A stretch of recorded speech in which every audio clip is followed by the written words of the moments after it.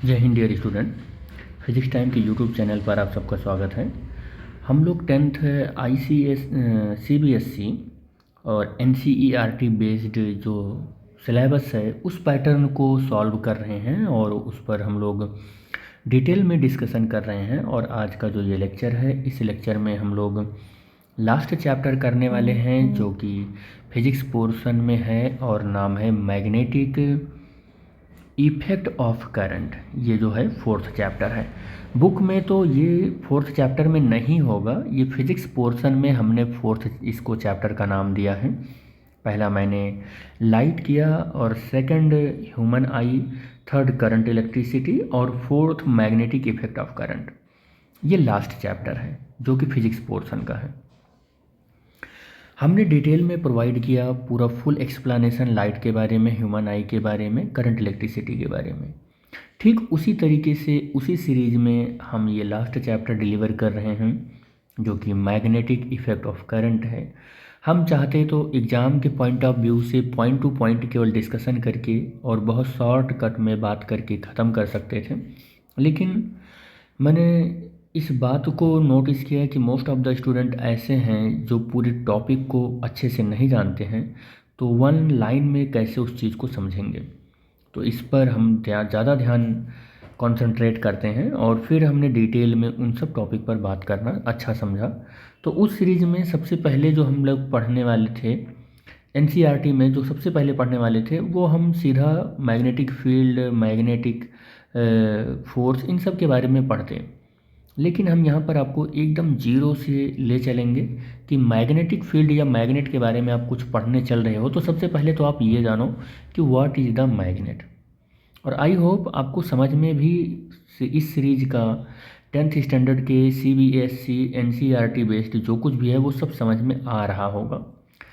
तो हम लोग इस सीरीज में आगे बढ़ते हैं और देखते हैं कि मैग्नेट क्या है। ठीक है, तो मैग्नेट क्या है बेटे? तो magnet are the compound that have ability to attract magnetic material such as the iron, cobalt and nickel. ठीक है, तो मटेरियल को याद रखना, मटेरियल को हम लोगों ने क्या किया है, उनकी बिहेवियर की बेसिस पर हमने कैटेगरी कर रखा है।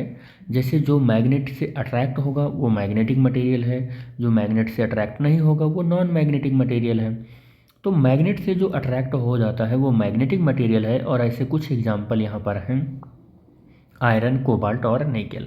तो ये एक मैग्नेटिक मटेरियल है, यानी कि एक ऐसे कंपाउंड जो अपनी एक ऐसी एबिलिटी को शो करते हैं जो मैग्नेटिक कह सकते हैं कि अट्रैक्शन में या मैग्नेटिक मटेरियल से अट्रैक्ट करते हैं या उसमें अपना कुछ प्रॉपर्टी शो करते हैं। ठीक है, तो कह रहा है कि the first person to discover the magnet was the Magnus of the Greek shepherd.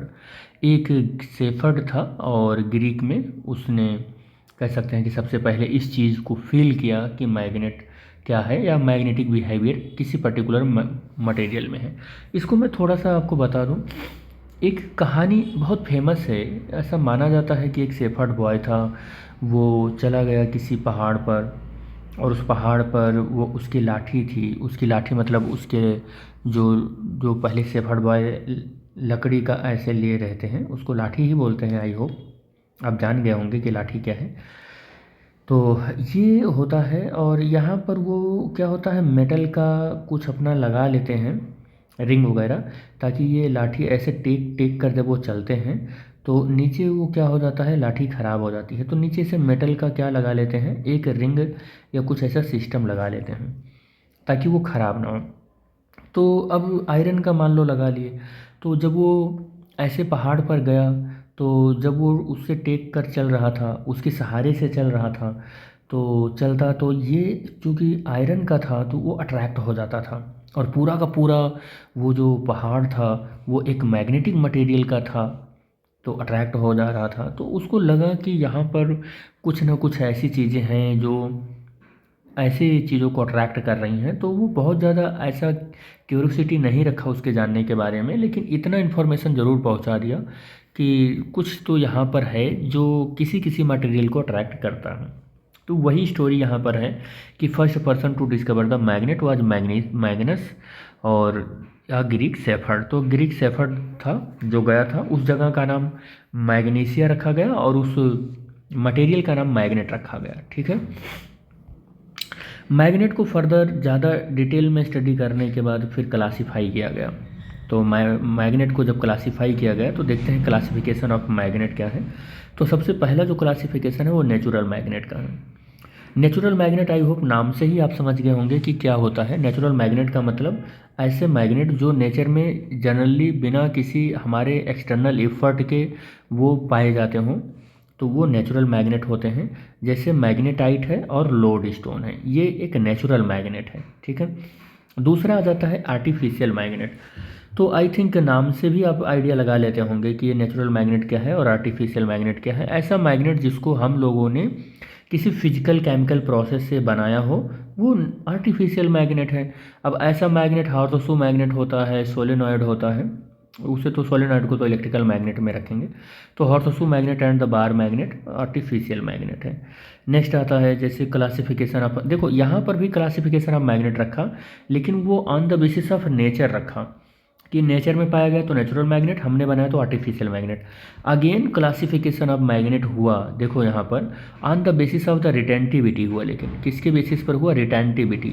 Retentivity means जैसे होता है कि आप किसी चीज़ को अडॉप्ट कर लो, तो रिटेंटिविटी मतलब अडॉप्ट करना। जैसे आप बहुत सीधे साधे आदमी हो, धीरे धीरे क्या हुआ, एक दिन आपने एल्कोहल पिया, 2 दिन 3 दिन, अब एल्कोहल की आदत हो गई, आप उसको मतलब रिटेंटिविटी में ले आए, मतलब रिटेंट करने लगा, रिटेन कर लिया ना आपने, तो वो आपकी हो गई। वो जो रिटेन किया है उस प्रॉपर्टी को रिटेंटिविटी बोलते हैं। तो जो अब आपके अंदर आ गई, अब वो जा ही नहीं रही है, वो रिटेंटिविटी है।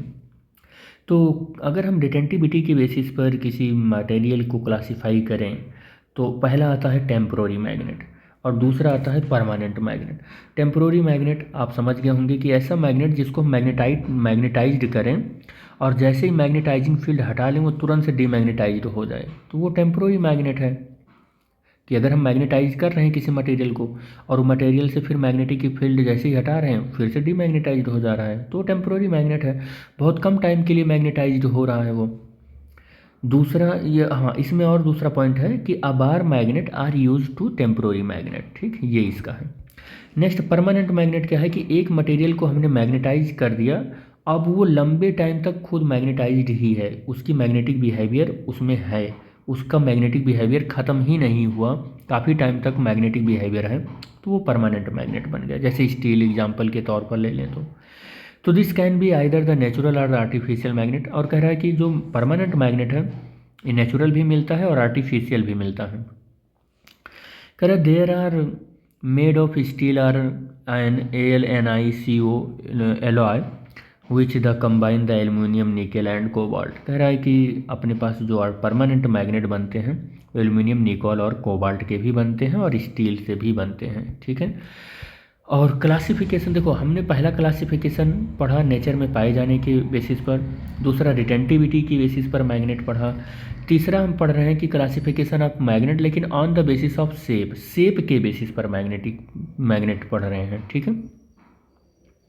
जैसे ये एक आई शेप मैग्नेट है तो ये हमारा क्या हो गया, एक बार मैग्नेट है, एक पोल नॉर्थ है एक पोल साउथ है। यहाँ पर ये देखो इस शेप का है, यू शेप मैग्नेट इसको बोलते हैं। On the basis of shape के बेसिस पर मैग्नेट का क्लासिफिकेशन। देखो ये यहाँ पर डिस्क के बेसिस पर मैग्नेट का क्लासिफिकेशन, एक पोल नॉर्थ है एक पोल साउथ। ठीक है। अच्छा एक बात और बता दें कि मैग्नेट के केस में नॉर्थ पोल को रेड से रिप्रेजेंट करते हैं, साउथ पोल को हम किससे, ब्लू कलर से रिप्रेजेंट करते हैं। जैसे करंट इलेक्ट्रिसिटी में आपने क्या देखा था कि जो आपका रेड कलर था वायर वो लाइव वायर था, जो आपका ब्लैक कलर था वो न्यूट्रल वायर था, और जो आपका ग्रीन कलर था, ग्रीन कलर तो मेरे पास है कि नहीं है पता नहीं, चलो ग्रीन कलर था, अरे यार ग्रीन कलर चाहिए हमको, चलो ग्रीन कलर जो था, ये ग्रीन कलर जो था वो आपका क्या था, वो आपका अर्थिंग था। ठीक है, वो आपका अर्थिंग था। तो जैसे वायर के कलर कोड होते हैं ठीक इसी तरीके से मैग्नेट के लिए भी नॉर्थ पोल के लिए रेड, ठीक है, नॉर्थ के लिए रेड, साउथ के लिए ब्लू लेते हैं। अब अगर सर्कुलर सिलेंड्रिकल शेप का मैग्नेट हो तो सिलेंड्रिकल मैग्नेट है, और इस शेप का मैग्नेट हो तो हम उसे मैग्नेटिक नीडल या नीडल मैग्नेट कहते हैं, और ऐसे रिंग साइज शेप का हो तो रिंग मैग्नेट बोल देते हैं। तो ये कुछ ऐसे मैग्नेट हैं जिनके शेप के बेसिस पर क्लासिफिकेशन किए गए। ठीक है, अब मैग्नेट का नेक्स्ट पॉइंट आता है कि मैग्नेटिक पोल जो है, यानी कि पोल ऑफ मैग्नेट।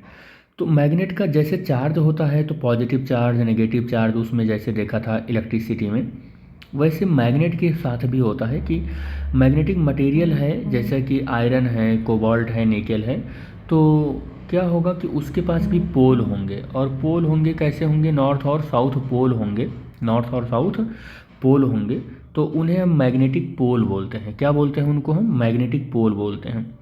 अब यहाँ पर magnetic material do not adhere equal to all area of the magnet where brought close to it they stick to certain area of the magnet more than other, they are known as the magnetic poles. अच्छा, यहाँ पर इसमें हिंदी में भी लिख रखा है, आप इसको भी पढ़ सकते हो आप, कि चुंबकीय पदार्थ को चुंबक के निकट, यानी कि मैग्नेटिक मटेरियल को मैग्नेट के पास लाने पर वह मैग्नेट के मतलब टोटल एरिया से समान रूप से नहीं चिपकता, वह चुंबक के क्षेत्रों को दूसरे की तुलना में अधिक चिपकते हैं। मतलब ये आपको समझ में नहीं आएगा, मुझे खुद ही नहीं आया, कम से कम आया तो बताता हूँ इसका मतलब क्या है। देखो क्या है, जैसे ये हमारे पास मैग्नेट है, और मैग्नेट का ये नॉर्थ पोल है, ये मैग्नेट का साउथ पोल है। अगर मैं किसी मैग्नेटिक मटेरियल को इसके पास लेकर आता हूँ तो वो जितना स्ट्रांगली पोल पर मैग्नेटाइज्ड होगा, या मतलब अट्रैक्टेड होगा, जितना स्ट्रांगली पोल पर अट्रैक्टेड होगा यहाँ पर उतना स्ट्रांगली यहाँ कहीं इधर किसी और पॉइंट पर अट्रैक्टेड नहीं होता है। तो जितना ज़्यादा स्ट्रांगली, या कह सकते हैं कि जब सबसे ज़्यादा स्ट्रांगली जिस पॉइंट पर वो अट्रैक्ट होता है मैग्नेटिक मटेरियल किसी मैग्नेट से, उस पॉइंट को पोल कहते हैं। कोई भी मैग्नेटिक मटेरियल जिस पॉइंट पर सबसे स्ट्रांगली अट्रैक्टेड होता है बाय द मैग्नेट, उस पॉइंट को हम पोल कहते हैं।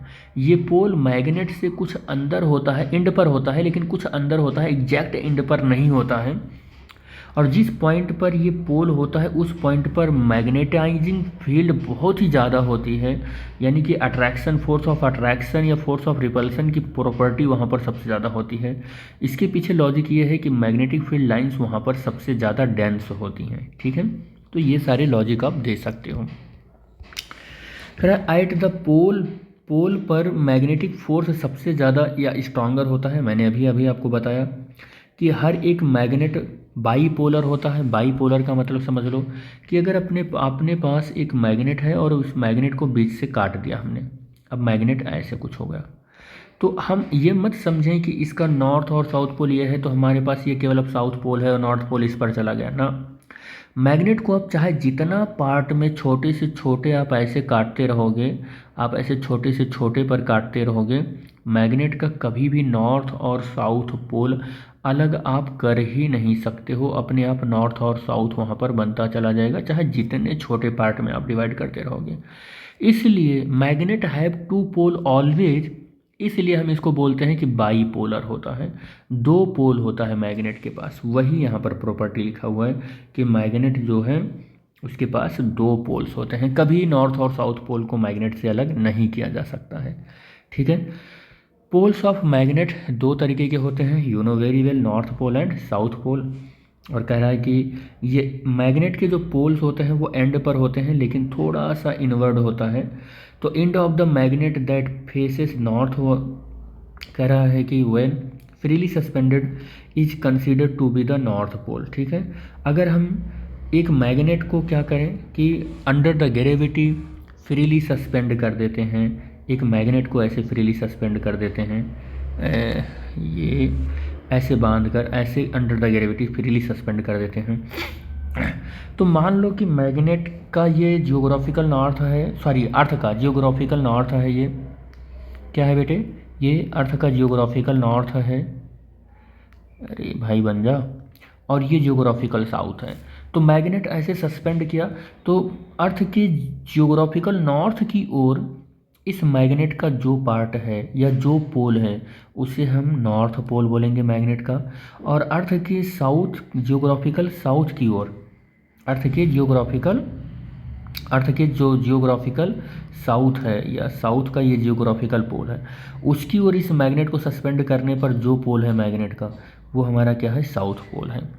यही बात यहाँ पर है, मेंशन है कि अगर magnet that faces the north face when the freely suspended consider to be the north pole, कि यहाँ पर अर्थ के नॉर्थ की साइड में मैग्नेट का जो पोल होता है वो नॉर्थ पोल होता है, और अर्थ के साउथ की ओर मैग्नेट का जो पोल होता है वो साउथ पोल होता है। इधर साइड में यही लिख रखा है कि and of the magnet facing south, magnet को फ्रीली फॉल सस्पेंड करें अंडर द ग्रेविटी, तो मैग्नेट का जो पोल अर्थ की जियोग्राफिकल साउथ की ओर होता है वो उसका साउथ पोल होता है। ठीक है, यही चीज़ यहाँ पर है।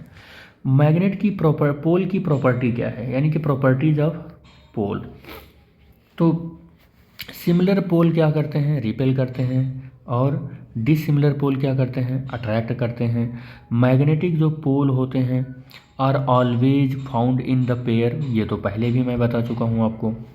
नेक्स्ट आता है classification of magnet on the basis of magnet. देखो मैंने क्लासिफिकेशन ऑफ मैग्नेट जो है ना वो कई तरीके से बताया आपको, ये चौथा तरीका है, फोर्थ टाइप है कि classification of magnet on the basis of magnet, मतलब मैग्नेटिक नहीं, मैग्नेटिक मटेरियल कह सकते हैं, मैग्नेटिक मटेरियल कह सकते हैं, मैग्नेटिक मटेरियल कह सकते हैं आप। ठीक है, मैग्नेटिक मटेरियल के बेसिस पर मैग्नेट का क्लासिफिकेशन। ठीक है, तो यहाँ पर क्या होगा कि मैग्नेटिक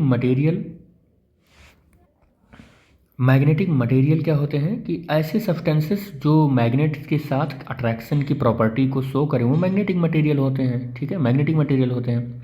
आयरन हो गया, कोबाल्ट हो गया, निकेल हो गया। और जो मटेरियल मैग्नेटिक मटेरियल के साथ अट्रैक्ट ना करते हों वो नॉन मैग्नेटिक मटेरियल हो गए। प्लास्टिक, वुड, पेपर, ये सब आ जाते हैं, नॉन मैग्नेटिक मटेरियल में आ जाते हैं। ठीक है, method to make your own magnet, खुद का मैग्नेट कैसे बनाएंगे ये चीज़ हमको देखना है। तो यहाँ पर हम ना मैग्नेट के बनाने के 3 प्रोसेस हैं अपने। ठीक है, 3 प्रोसेस हैं, तीनों पर डिस्कस करने वाले हैं। एक single touch method.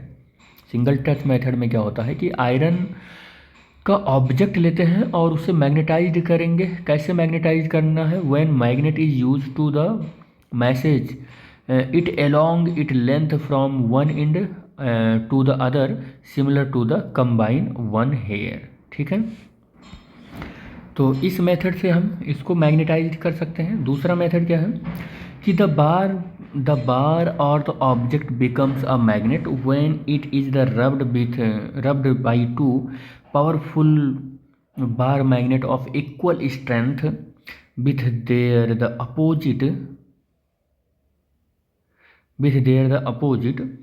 At the centre of the opposite direction. देखो यहाँ पर डायग्राम में दिख भी रहा होगा कि हम क्या करते हैं कि एक कार्डबोर्ड लेते हैं और यहाँ पर रख देते हैं, और यहाँ कार्डबोर्ड कह सकते हैं, मतलब एक वो लेते हैं, ऑब्जेक्ट लेते हैं जिसको हमें मैग्नेटाइज करना है। उसके नीचे मैग्नेट रख देंगे, पावरफुल मैग्नेट रख देंगे, नॉर्थ और साउथ, और ऊपर उस पर क्या करेंगे, हम मैग्नेट को रब करते हैं, ऊपर ऐसे मैग्नेट रब करते हैं। तो कुछ देर बाद रब करने के बाद हम देखते हैं कि मैग्नेटाइज हो जाता है ये मटेरियल। तो ये डबल टच मेथड है मैग्नेटाइज करने का।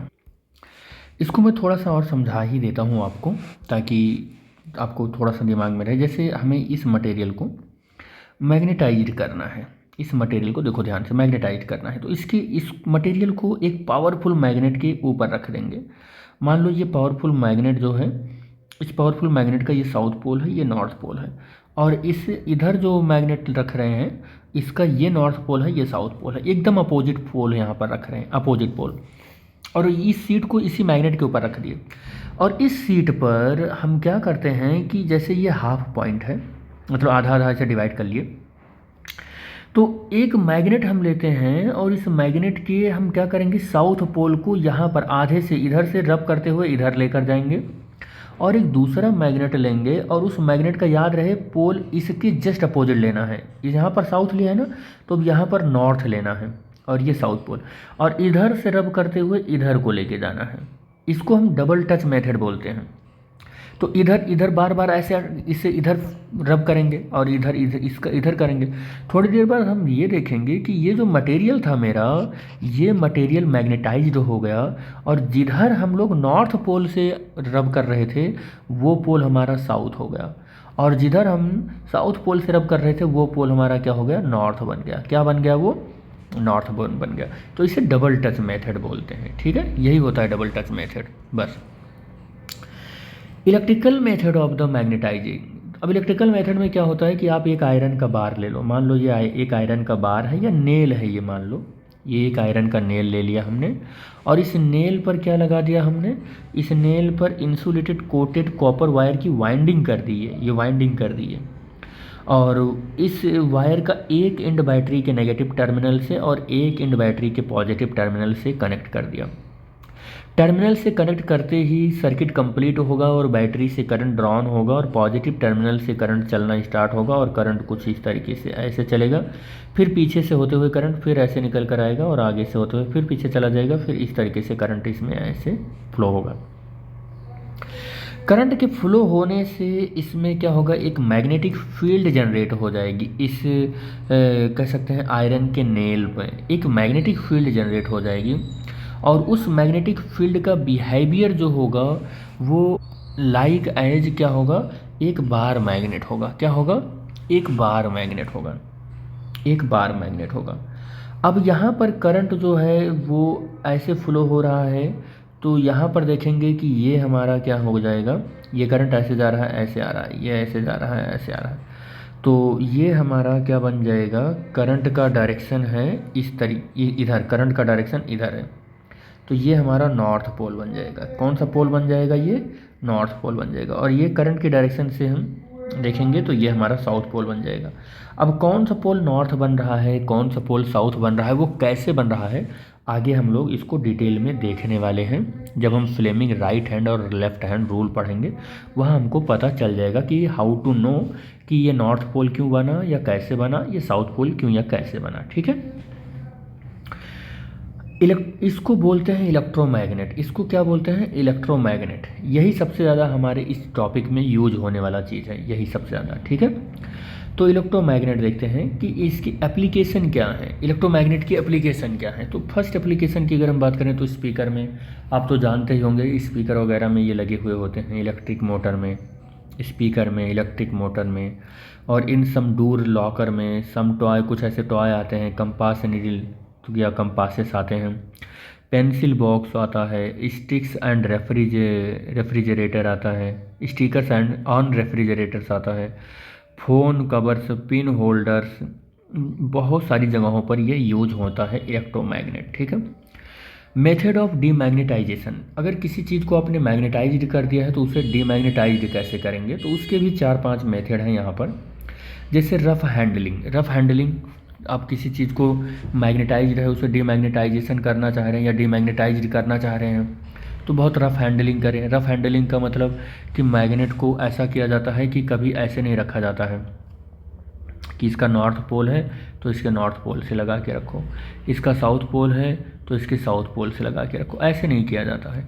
कैसे हैंडल किया जाता है मैग्नेट को कि अगर ये नॉर्थ और ये साउथ है तो इसको हैंडल करना है, तो अगर ये भी नॉर्थ और साउथ रखना है तो यहाँ पर हम क्या कर देते हैं, एक स्ट्रिप वगैरह यहाँ पर लगाते हैं ऐसे। ठीक है, तो वुड या बीच में वुड वगैरह लगा देते हैं, तो ऐसे हम लगा देते हैं। ठीक, तो बहुत केयरफुल हैंडलिंग किया जाता है। ठीक है, अगर ऐसे रख देंगे तो ये नॉर्थ और नॉर्थ इसके बीच में काम करने लगेगा। तो अच्छा, यहाँ पर दोनों पोल हमने नॉर्थ लगा दिया, सॉरी, हम अगर हैंडल कर रहे हैं तो ऐसे लगाते हैं, नॉर्थ और साउथ अपॉन नॉर्थ ऐसे, और यहाँ पर एक मेटल की स्ट्रिप लगा देते हैं। ठीक है, तो कुछ इस तरीके से ऐसे। ठीक, सेम पोल से ऐसे नहीं किया जाता है, इसको बोलते हैं रफ हैंडलिंग। हीट नहीं करो मैग्नेट को। अगर आप मैग्नेटाइज कर चुके हो तो अगर आप उसको हीट करोगे तो टेम्परेचर के बढ़ने से आपको पता है मैग्नेटाइजिंग इफेक्ट पर फ़र्क पड़ता है और मैग्नेटिक प्रॉपर्टी लॉस होने लगती है हीट करने पर। तो हीट मत करो मैग्नेट को। दूसरा है बाई इंडक्शन। आप डीमैग्नेटाइज्ड करना चाहते हो तो इंडक्शन मेथड भी यूज कर सकते हो आप। पासिंग द इलेक्ट्रिसिटी को पास करो। कि किसी चीज़ को मैग्नेटाइज्ड किया है तो जितना करंट मैग्नेटाइज्ड करने में पास किया है ठीक उतना ही करंट उल्टे दिशा में आप डीमैग्नेटाइज्ड करने के लिए भी पास कर दो। हैमरिंग, किसी मैग्नेटिक मटेरियल को पीटना नहीं चाहिए, हैमर नहीं उस पर लगाना चाहिए। क्यों नहीं लगाना चाहिए इसके पीछे मैं बता दूं। मान लो एक मैग्नेटिक मटेरियल है, इसको आप हैमरिंग करते हो। हैमरिंग करने में क्या होगा कि ये मटेरियल थोड़ा सा हीट होगा तो टेम्परेचर राइज करेगा, और टेम्परेचर के राइज करने पर क्या होता है, मैग्नेटिक मटेरियल डीमैग्नेटाइज्ड हो जाता है। ठीक है, ड्रॉप मत करो उसको। ड्रॉप करते हो तो due to the friction magnetic moment का जो अलाइनमेंट होता है वो ख़राब होता है, और जब कोई भी चीज़ का मैग्नेटिक मोमेंट का अलाइनमेंट ख़राब हो यानी कि फिर आप कह सकते हो कि वो डीमैग्नेटाइज्ड हो रहा है। ठीक है, taking core of magnet, magnet के मतलब कि टेकिंग केयर ऑफ मैग्नेट। ठीक है, magnetic, taking care of magnetic. ठीक है, तो कैसे रखें मैग्नेट को कि वो डीमैग्नेटाइज ना हो, बहुत संभाल कर कैसे रखें। तो magnet should be the store in non magnetic material such as the cardboard और wood when not in use. ठीक है, तो पहला ये हो गया हमारा टेकिंग केयर। दूसरा, keepers must be use to safeguard and magnets. तो दो ये हमारे बहुत यूजफुल चीज़ें हैं। मैग्नेटिक फील्ड क्या होता है, तो मैग्नेटिक फील्ड आप समझ ही गए होंगे कि कोई भी मैग्नेट होगा तो उस मैग्नेट में चाहे वो परमानेंट मैग्नेट हो चाहे वो करंट कैरिंग मैग्नेट हो, तो उस मैग्नेट से मैग्नेटिक फील्ड लाइन्स निकलते हैं, और वो मैग्नेटिक फील्ड लाइन्स जितने दूर भर में फैलते हैं, जितना एरिया वो कवर कर लेते हैं, उसे मैग्नेटिक फील्ड कहते हैं। देखो मैग्नेटिक फील्ड मैं आपको बता दूं, जैसे आप क्या करते हो कि आप एक मैग्नेट लेते हो और मैग्नेट का ये नॉर्थ पोल है, ये साउथ पोल है, तो नॉर्थ पोल से मैग्नेटिक फील्ड लाइन्स निकलती हैं और साउथ में जाके एंट्री कर लेती हैं, नॉर्थ से निकलती हैं और साउथ में जाके ऐसे एंट्री कर लेती हैं। तो नॉर्थ से ये निकल रही हैं, साउथ में जाके ऐसे एंट्री कर रहे हैं। तो बहुत सारे बच्चे मुझसे ये पूछते हैं कि मैग्नेटिक फील्ड लाइन्स तो दिख भी नहीं रही है, तो हम ये कैसे जान पाएँ कि यहाँ पर मैग्नेटिक फील्ड लाइन्स हैं। तो भाई अगर आपको जानना है कि कोई मैग्नेटिक फील्ड लाइन्स है यहाँ पर कि नहीं है, या मैग्नेटिक फील्ड है कि नहीं है, तो आप कोई एक क्या करो, कंपास निडल लेकर आओ। और कंपास निडल एक ऐसा मटेरियल है कि किसी मैग्नेटिक, जब तक कोई मैग्नेटिक एक्सटर्नल मैग्नेटिक फील्ड नहीं होगा तब तक वो कभी डिफ्लेक्शन देगा ही नहीं। तो अगर मैग्नेटिक निडल डिफ्लेक्शन दे रहा है तो समझ जाना कि हाँ कोई बाहर से एक्सटर्नल मैग्नेटिक फील्ड प्रेजेंट है, बस समझ जाना। और जितनी दूर तक, जितने एरिया भर में मैग्नेटिक नीडल्स क्या कर रहे हैं, डिफ्लेक्शन दे रहे हैं, वो उसका फील्ड होगा। अब फील्ड की बात को समझना है तो आप ऐसे समझ लो कि आप डिओड्रेंट लगाते हो, डिओड्रेंट की महक आपको दिखती है, नहीं दिखती है, डिओड्रेंट की महक नहीं दिखती है, लेकिन कुछ दूर भर में क्या होता है, लोगों को खुशबू आती ही रहती है, तो वो क्या है, फील्ड ऑफ डिओड्रेंट है।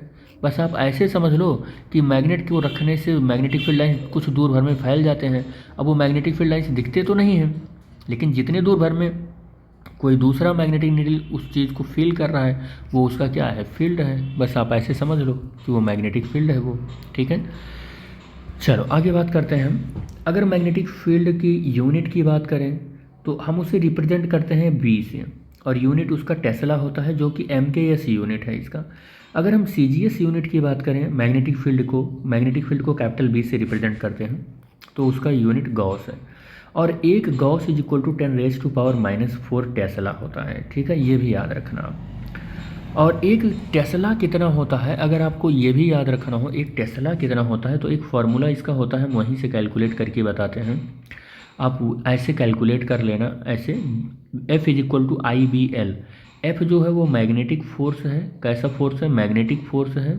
ठीक है, मैग्नेटिक फोर्स है। I जो है वो करंट है, B जो है वो मैग्नेटिक फील्ड है, और L जो है वो लेंथ ऑफ कंडक्टर है। तो B की वैल्यू आपको कैलकुलेट करना है, तो I और L हो जाएगा। तो इसकी यूनिट आप बोल रहे हो टेस्ला होगा, इसकी यूनिट की बात करोगे तो न्यूटन होगा, इसकी यूनिट की बात करोगे आई के तो एम्पियर, और लेंथ की यूनिट मीटर। तो आपको जब कभी भी पता करना हो कि एक टेस्ला किसके बराबर होगा, तो आप समझ जाना कि एक tesla 1 newton upon ampere metre के बराबर होगा। तो आप चाहे तो इसको डायरेक्ट याद रखें, चाहो तो आप इस फार्मूले से कैलकुलेट कर सकते हो। ठीक है, तो एक टेस्ला किसके बराबर होगा, एक टेस्ला 1 न्यूटन पर अपॉन एम्पियर मीटर के बराबर होगा।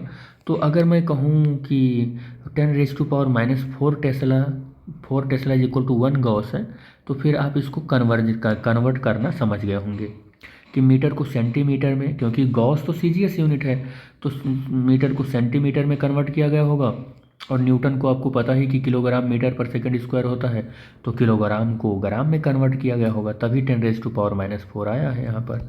चाहो तो आप कैलकुलेट कर लो, ये होमवर्क है आपको कैलकुलेट करना कि 1 टेस्ला इज इक्वल टू कितना होता है। देखो 1 tesla is equal to kilogram metre upon second square into ampere और मीटर, ठीक है। न्यूटन को हमने ये लिख दिया और एम्पियर मीटर पहले से ही है, ठीक है। तो किलोग्राम को 1000 ग्राम लिख रहे हैं, इसको 100 सेंटीमीटर लिख रहे हैं, और इसको क्या लिख रहे हैं, kilogram metre upon second square, ठीक है। और इसको क्या लिख रहे हैं, सेकंड स्क्वायर लिख रहे हैं, और एम्पियर और ये 100 सेंटीमीटर, ये इससे कैंसिल ही हो जाएगा, ठीक है। तो आप ऐसे देख यहाँ पर हो जाएगा, तो कितना हो जाएगा, 1 tesla is equal to 1 tesla is equal to q कितना हो जाएगा, 10⁻³ गॉस आ जाएगा। अरे 10⁻⁴ आना चाहिए था, कहीं गड़बड़ी हो गई क्या। तो देख लेना इसमें कहीं कैलकुलेशन मिस्टेक होगा, हमारा एम था कि ये कैलकुलेशन बता देना कि कैसे कैलकुलेट होता है, ठीक है। चलो आगे मूव करते हैं हम लोग। तो it is a vector quantity, ये एक वेक्टर क्वांटिटी है। Direction of magnetic field is from the north pole और टू द साउथ पोल, ठीक है। अब ये भी आपको पता होना चाहिए कि मैग्नेटिक फील्ड एक वेक्टर क्वांटिटी है और इसका डायरेक्शन कैसे होता है, नॉर्थ पोल से साउथ पोल की ओर होता है। अच्छा, इसका डायरेक्शन पर हम थोड़ा सा और डिस्कस करेंगे। ये देखो, ये मैग्नेट है, मैग्नेट का ये नॉर्थ पोल है, ये साउथ पोल है, तो मैग्नेटिक फील्ड लाइन्स बाहर कैसे चलते हैं, कर्व चलते हैं और नॉर्थ से साउथ की ओर चलते हैं। लेकिन मैग्नेट के अंदर मैग्नेटिक फील्ड लाइन्स साउथ से नॉर्थ चलते हैं, और साउथ से नॉर्थ से चलते हैं, तो यही डायरेक्शन जो है ना, देखो यहाँ पर कि it is the vector quantity direction of the magnetic field is from north to pole to south pole, ठीक है। देखो यहाँ पर, ये देखो, ये नॉर्थ पोल से साउथ पोल, नॉर्थ पोल से साउथ पोल, ये मैग्नेटिक फील्ड का डायरेक्शन लेते हैं कि अगर ऐसे कहीं पर मैग्नेटिक फील्ड ऐसे जा रही है, मान लो ऐसे जा रही है, ऐसे आपने शो कराया, ये ऐसे शो करा, तो फिर आप समझ लेते हैं कि ये मैग्नेटिक फील्ड इधर से आ रही है, इसका मतलब ये नॉर्थ पोल होगा, ये साउथ पोल होगा, ठीक है। तो मैग्नेटिक फील्ड एक वेक्टर क्वांटिटी है और इसका डायरेक्शन ऐसे हम लोग अप्रोच करते हैं या समझते हैं, ठीक है। आगे बढ़ते हैं हम लोग।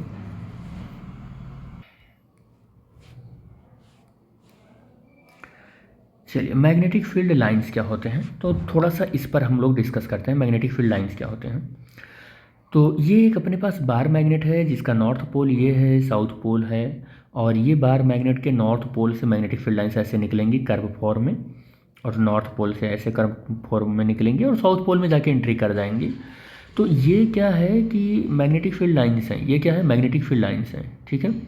इन मैग्नेटिक फील्ड लाइंस का किसी पॉइंट पर हम क्या करें कि हम ये देखें कि कितना स्ट्रांग है मैग्नेटिक फील्ड लाइंस, हम ये देखें कि कितना स्ट्रांग है, तो इसके स्ट्रेंथ को मेजर करना या स्ट्रांगेस्ट या बिगेस्ट पॉइंट पर, बिगेस्ट या कह सकते हैं इसका अमाउंट या मैग्नीट्यूड को मेजर करना मैग्नेटिक फील्ड स्ट्रेंथ कहा जाता है। क्या कहा जाता है, मैग्नेटिक फील्ड स्ट्रेंथ कहा जाता है, और इन लाइंस को मैग्नेटिक फील्ड लाइंस या lines of force of magnet बोला जाता है, ठीक है।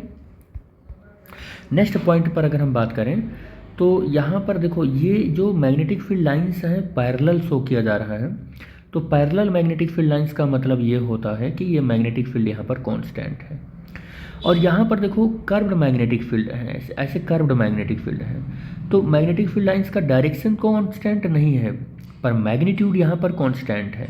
ऐसे मैग्नेटिक फील्ड लाइंस से आप क्या समझोगे कि डायरेक्शन तो कांस्टेंट नहीं है बट मैग्नीट्यूड इनका कांस्टेंट है।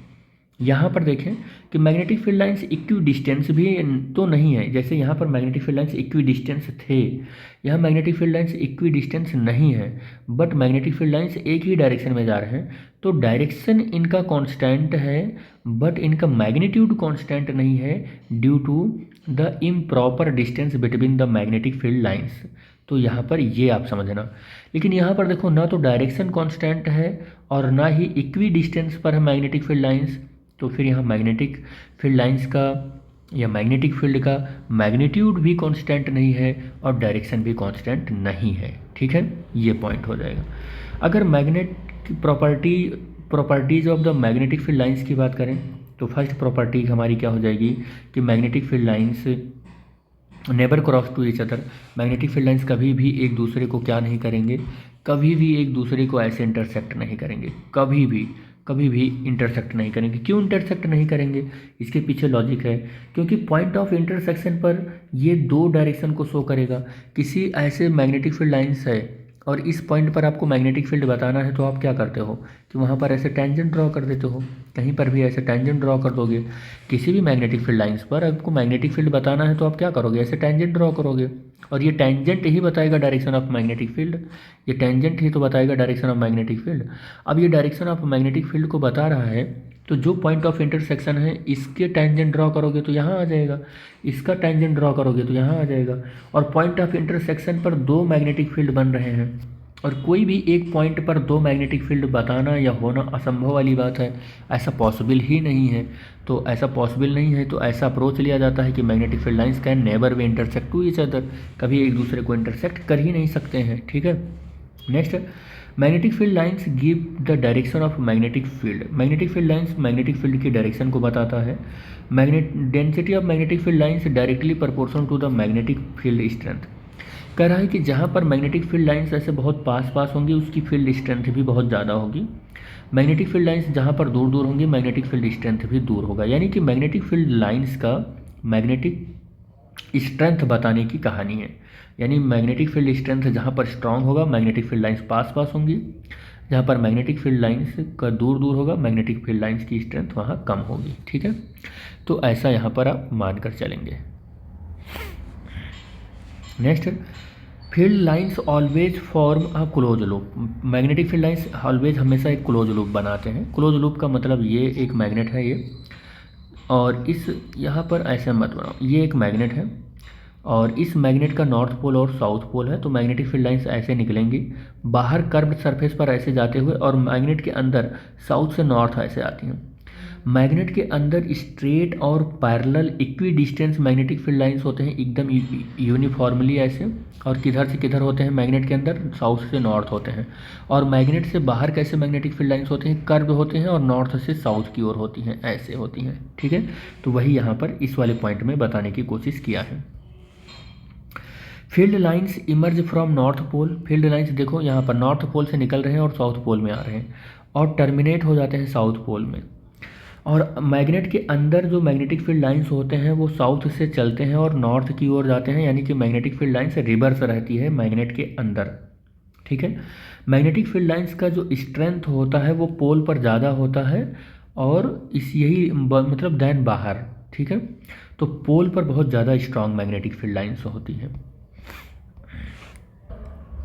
नेक्स्ट पॉइंट इसमें क्या है कि magnetic effect of the electric current. Electric current का मैग्नेटिक इफेक्ट क्या है। ठीक है, तो magnetic effect of electric current का मैग्नेटिक इफेक्ट क्या है, तो electric current as a source of magnetism. ऐसा माना जाता है कि मतलब माना नहीं जाता है बल्कि प्रैक्टिकली देखा भी गया। एक साइंटिस्ट थे जो 1820 में एक प्रैक्टिकल किए जिनका नाम था हॉन्स क्रिस्टियन ऑरस्टेड। उन्होंने एक्सीडेंटली ही किया, लेकिन ये इस चीज़ को बताया कि किसी करंट कैरिंग कंडक्टिंग वायर में के चारों ओर अगर मैं किसी भी पॉइंट पर एक कंपास नीडल लगा कर रखता हूँ या देखता हूँ तो मैग्नेटिक नीडल वो डिफ्लेक्ट होता है, और मैग्नेटिक नीडल का डिफ्लेक्शन तब तक ही आता रहता है जब तक कि उस करंट कंडक्टिंग वायर में करंट फ्लो हो रहा होता है। जैसे ही हम करंट को स्टॉप करते हैं तुरंत मैग्नेटिक नीडल का डिफ्लेक्शन बंद हो जाता है। इससे पता चलता है कि जब तक करंट फ्लो होगा तब तक ही मैग्नेटिक फील्ड इंड्यूस्ड होगा around the current carrying conducting wire. Current बंद कर देने से मैग्नेटिक फील्ड भी बंद हो जाती है। इसी इफेक्ट को बोला गया कि magnetic effect of electric current. मतलब मैं ये कहना चाह रहा हूँ कि किसी वायर के में करंट फ्लो कराते हैं तो इसमें इधर इसके पास अगर मैं मैग्नेटिक नीडल रखता हूँ तो मैग्नेटिक नीडल डिफ्लेक्ट होता है। करंट बंद करा दिया, मैग्नेटिक नीडल का डिफ्लेक्शन बंद हो गया। करंट पास कराया, फिर मैग्नेटिक नीडल का डिफ्लेक्शन शुरू हो गया। करंट की डायरेक्शन को चेंज किया, मैग्नेटिक नीडल का डिफ्लेक्शन भी चेंज हो गया। तो हम ये देखते हैं कि इसका मतलब करंट कैरिंग कंडक्टिंग वायर में मैग्नेटिक फील्ड कहीं ना कहीं से इस्टेब्लिश हो रही है। इसीलिए इस इफेक्ट को बोला गया magnetic effect of electric current. ठीक है, तो इसी फेनोमेना से रिलेटेड उन्होंने अपना एक्सपेरिमेंट किया। तो now it is the established that there are the two source of magnetism, namely electric current and the permanent magnet. ठीक है। Apart from the permanent magnet जो होता है वो electric current is also the source of magnetism और stated by the performing होना चाहिए, performing experiment the calculate conclude that. तो ये जो प्रैक्टिकल किया इन्होंने ऑरस्टेड ने अपने प्रैक्टिकल के बेसिस पर जो एक्सपेरिमेंट परफॉर्म किया उससे कंक्लूड क्या निकाला कि अगर चार्ज मूव कर रहा होता है, चार्ज क्या कर रहा होता है, मूव कर रहा होता है, तो मूविंग चार्ज क्रिएट करता है इलेक्ट्रिक करंट उस कंडक्टिंग वायर में, और उस मूविंग चार्ज का जो इलेक्ट्रिक करंट है वो उस कंडक्टर के चारों ओर एक मैग्नेटिक फील्ड इंड्यूस करता है। इस बात को ऐसे समझो कि मान लो कि ये कंडक्टर है, कंडक्टर में अगर चार्ज मूव कर रहा है तो इससे एसोसिएटेड करंट बनेगा। तो due to the moving charge in this conductor around this conductor at a point, near point हमने एक ले लिया है जो P है, which is the distance from wire R। तो इस पॉइंट पर अगर मैं कोई एक मैग्नेटिक निडल रखूं तो ये मैग्नेटिक निडल क्या करता है, डिफ्लेक्शन देता है। तो उन्होंने कंक्लूजन ये निकाला कि मूविंग चार्ज किसी भी करंट कैरिंग कंडक्टिंग वायर के चारों ओर क्या करता है, वो एक मैग्नेटिक फील्ड जनरेट कर देता है। या आप ऐसे भी कर सकते हो कि करंट कैरिंग कंडक्टर में के चारों ओर एक मैग्नेटिक फील्ड जनरेट हो जाता है ड्यू टू द करंट बंद कर दो मतलब आई की वैल्यू 0 कर दो, यहाँ कोई भी मैग्नेटिक फील्ड नहीं होगी। करंट की वैल्यू को रिवर्स कर दो तो अभी जो मैग्नेटिक फील्ड इधर जा रहा था वही मैग्नेटिक फील्ड अभी इधर जाने लगेगा, डायरेक्शन भी रिवर्स हो जा रहा है। तो इस एक्सपेरिमेंट से कंक्लूजन निकला। ये लेक्चर मैंने हॉर्न्स एक्सपेरिमेंट का बहुत ही डिटेल में लेक्चर करवा रखा है, फिजिक्स टाइम के यूट्यूब चैनल पर अपलोडेड है ये लेक्चर। आप horns experiment by the Anjani sir या by the physics time YouTube channel आप सर्च में लिखेंगे तो आप आ जाएगा, और फिजिक्स टाइम के यूट्यूब चैनल पर आप विजिट करके और प्लेलिस्ट में सेपरेट प्लेलिस्ट है उसमें जाकर आप विजिट करके देख सकते हैं। ये एक्सपेरिमेंट मैंने डिटेल में करवा रखा है। Magnetic field due to a current carrying conductor. तो किसी स्ट्रेट करंट कैरिंग कंडक्टर में मैग्नेटिक फील्ड, ये तुम्हारे सिलेबस में नहीं है तो ये आउट ऑफ सिलेबस है। बस आप इसको ऐसा देख लो कि ऐसी भी कंडीशन हो सकती है कि कोई एक कंडक्टर हो और उस कंडक्टर में आई करंट फ्लो हो रहा हो, आई करंट, यहाँ पे देखो आई करंट फ्लो हो रहा है ये, और इस करंट कैरिंग वायर से R डिस्टेंस पर परपेंडिकुलरली ऐसे एक पॉइंट P है जिस पर हमें इस करंट कैरिंग कंडक्टिंग वायर की वजह से पॉइंट P पर मैग्नेटिक फील्ड कैलकुलेट करना है। ये तुम्हारी सिलेबस का नहीं है तो इसका जो फॉर्मूला आता है वो यही फॉर्मूला आता है। फॉर्मूला भी तुम्हारे सिलेबस में नहीं है, बस मैं ऐसे इंट्रोडक्शन के बेसिस पर बता दे रहा हूँ कि ये फॉर्मूला होता है μ0/4 I/r sin φ1 प्लस sin φ2। अब आपको पता होगा कि r ये डिस्टेंस परपेंडिकुलर है, इसमें I जो है करंट है, μ0/4 वो प्रोपोर्शनल कांस्टेंट लिया जाता है, P ऑब्जर्वेशन का पॉइंट होता है, ठीक है, φ1 इस एंड से एंगल है, φ2 इस वाले एंड से एंगल है। तो ये फार्मूला कुछ ऐसा होता है, ये तुम्हारे सिलेबस में नहीं है इसलिए इस पर इतना स्ट्रेस हम नहीं दे रहे हैं, ठीक है। किसी करंट कैरिंग कंडक्टिंग वायर में जो मैग्नेटिक फील्ड फ्लो वो इस्टेब्लिश होता है ड्यू टू द करंट की वजह से जो मैग्नेटिक फील्ड यहाँ इस्टेब्लिश होता है, इसका डायरेक्शन आप कैसे फाइंड करोगे। तो इसके डायरेक्शन को फाइंड करने के लिए एक रूल आया जिसे हम राइट हैंड थंब रूल बोलते हैं या राइट हैंड कर्ल रूल बोलते हैं। तो जो मान लो ये करंट कैरिंग कंडक्टिंग वायर है, करंट कैरिंग कंडक्टिंग वायर है और इस करंट कैरिंग कंडक्टिंग वायर से इस पॉइंट पर हमें P पॉइंट पर मैग्नेटिक फील्ड कैलकुलेट करना है। तो हमें ये कैसे पता चलेगा कि मैग्नेटिक फील्ड का डायरेक्शन कैसा है। इसके लिए हम right hand curl rule use करेंगे और राइट हैंड कर्ल रूल में ये बताता है कि किसी straight current carrying conducting wire के इस डायरेक्शन में आप अपना थंब रखो, ये इस डायरेक्शन में अपना थंब रखो और अपने 4 फिंगर को कर्ल करो और ऐसा कर्ल करो कि वायर आपकी मुट्ठी में बंध जाए, ऐसा कर्ल करो कि वायर आपकी मुट्ठी में बंध जाए। तो जब वो अपने आपकी हथेली से फिंगर से होते हुए मुट्ठी में जब बंध जाता है तो जिस डायरेक्शन में आप 4 फिंगर को कर्ल किए रहते हो, this direction is the direction of magnetic field lines. यही डायरेक्शन होता है मैग्नेटिक फील्ड लाइन से। जैसे ये है, अब अगर इस पॉइंट पर हमको मैग्नेटिक फील्ड कैलकुलेट करना है और करंट की डायरेक्शन ये है, तो अब आप ऐसे रखोगे अपने राइट हैंड के उसको राइट हैंड के थंब को रखोगे और कर्ल करोगे तो मैग्नेटिक फील्ड लाइन अब इस डायरेक्शन में ऐसे जाएगी। यानी मैग्नेटिक फील्ड ने अपना डायरेक्शन चेंज कर लिया, मैग्नेटिक फील्ड के ने अपना डायरेक्शन चेंज कर लिया और अब की बार क्लॉकवाइज हो गया, इससे पहले एंटी क्लॉकवाइज हो गया था। ठीक है, तो कुछ इस तरीके से मैग्नेटिक फील्ड लाइंस किसी वायर से कैसे बनते हैं, वो कॉन्सेंट्रिक सर्कुलर फॉर्म में बनते हैं, कॉन्सेंट्रिक सर्कुलर फॉर्म में जिसकी सेंटर पर वायर होता है। तो करंट अगर ऐसे है तो ऐसे बनेगा, ऐसे बनेगा, और करंट अगर रिवर्स हो गया तो ऐसे बनेगा और डायरेक्शन उल्टा हो जाएगा। ठीक है, ऐसे कॉन्सेंट्रिक सर्कुलर फॉर्म में होता है। ठीक, ये भी आपके सिलेबस में नहीं है, आउट ऑफ सिलेबस है, इसलिए इसको छोड़ रहे हैं। ये यहाँ ये सब आउट ऑफ सिलेबस है। यहाँ पर आ जाते हैं, उस पॉइंट के बाद यहाँ पर आते हैं कि जब कभी भी करंट आपकी उसमें क्या बोलते हैं, करंट कह रहे हैं, हाँ, वायर में मान लो कोई एक लूप है, मान लो कोई एक लूप है, लूप हम ऐसे बनाते हैं, मान लो एक वायर है, ऐसे बनाते हैं, इस वायर को बेंड किया और एक लूप बना दिया, ये एक लूप बना दिया, ऐसे लूप बना दिया, इसमें करंट ऐसे जा रही है, करंट ऐसे जा रही है। अब करंट ऐसे जा रही है, राइट हैंड रूल लगाएंगे, जब राइट हैंड रूल लगाएंगे तो हम ये देखेंगे कि मैग्नेटिक फील्ड लाइंस इसमें कुछ ऐसे एंट्री करेंगी और बाहर से ऐसे निकलेंगी, मैग्नेटिक फील्ड लाइंस ऐसे निकलेंगी। ठीक है, तो मैग्नेटिक फील्ड लाइंस ऐसे निकलेगा, अरे गड़बड़ हो रहा है, ऐसे निकलेगी और ऐसे जाके इसमें क्या होने वाला है, एंट्री करने वाला है, एंट्री करने वाला है, ये एंट्री करने वाला है। तो आप देखो ज़रा ध्यान से, तो यहाँ पर मैग्नेटिक फील्ड लाइंस एंट्री कर रही हैं, तो यहाँ पर एक क्या बन रहा है, इसके सेंटर पर एज्यूम करो कि एक बार मैग्नेट बन रहा है जिसमें मैग्नेटिक फील्ड लाइंस एंट्री कर रही हैं, तो एंट्री कर रही हैं तो ये साउथ पोल बन गया होगा और ये क्या बन गया होगा, नॉर्थ पोल बन गया होगा। तो अगर करंट ऐसे फ्लो हो रहा है, देखो ऐसे फ्लो हो रहा है, करंट ऐसे फ्लो हो रहा है, तो फिर हम ये समझ गए कि आप टॉप व्यू पर देखोगे तो ऐसे फ्लो होने का डायरेक्शन कैसा है, ये कैसा है, क्लॉकवाइज है, कैसा है, ये क्लॉकवाइज है। तो जब कभी भी करंट हमारा क्लॉकवाइज होता है तो वहाँ पर साउथ पोल बनता है, कैसा पोल बनता है, साउथ पोल बनता है।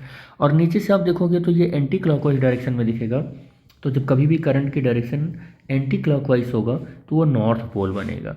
अब करंट की डायरेक्शन अगर ऐसे है इस तरीके से तो ये नॉर्थ पोल बनेगा, करंट की डायरेक्शन अगर ऐसे है तो ये साउथ पोल बनेगा।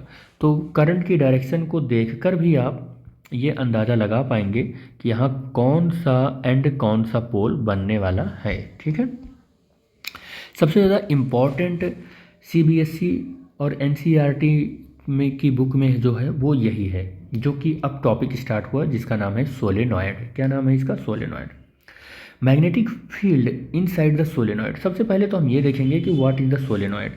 तो सोलेनॉइड होता क्या है कि एक सॉफ्ट आयरन का बार ले लेते हैं, ये सॉफ्ट आयरन का बार ले लेते हैं और ये जो बार लिया हमने, ये सर्कुलर सिलेंड्रिकल बार लिया है, बार नहीं बोल सकते हम, ऐसा बोल सकते हैं कि सर्कुलर सिलेंड्रिकल शेप का हमने क्या लिया है, एक टुकड़ा लिया है। और इसका लेंथ जो है वो रेडियस के रिस्पेक्ट में, इसका लेंथ रेडियस के रिस्पेक्ट में बहुत ही ज़्यादा है। और फिर हमने एक कॉपर वायर लिया जो बहुत फाइन वायर होता है और उसके ऊपर रेड कलर की, आप ऐसे देखो कि एक इंसुलेटेड कोटिंग होती है, तो इंसुलेटेड कोटेड कॉपर वायर लिया, इंसुलेटेड कोटेड कॉपर वायर लिया और इसके ऊपर हमने क्या किया, वाइंड कर दिया, इसके ऊपर ऐसे वाइंड कर दिया, ऐसे वाइंड कर दिया। बस इसी बनावट को हम सोलेनॉइड बोलते हैं, इसी बनावट को हम क्या बोलते हैं, सोलेनॉइड बोलते हैं। इस सोलेनॉइड की वायर का एक एंड इधर है, एक एंड इधर है। इस एंड को अगर हम बैटरी से कनेक्ट कर दें और बैटरी से कनेक्ट करके सोलेनॉइड को फ्रीली अंडर द ग्रेविटी हम सस्पेंड करें, तो हम ये देखते हैं कि ये सोलेनॉइड हमेशा नॉर्थ और साउथ डायरेक्शन में ही ठहरता है या रुकता है, करंट हम बंद कर दें तो फिर ये आर्बिट्रेरी किसी भी डायरेक्शन में रुक रहा है, लेकिन जैसे ही हम करंट का फ्लो करा रहे हैं इसमें, तुरंत नॉर्थ और साउथ डायरेक्शन में ही रुक रहा है।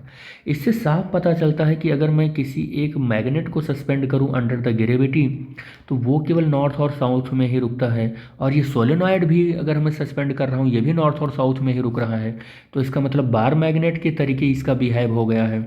तो यहाँ से पता चलता है कि सोलेनॉइड का भी जो बिहेवियर है वो एक मैग्नेटिक बिहेवियर है।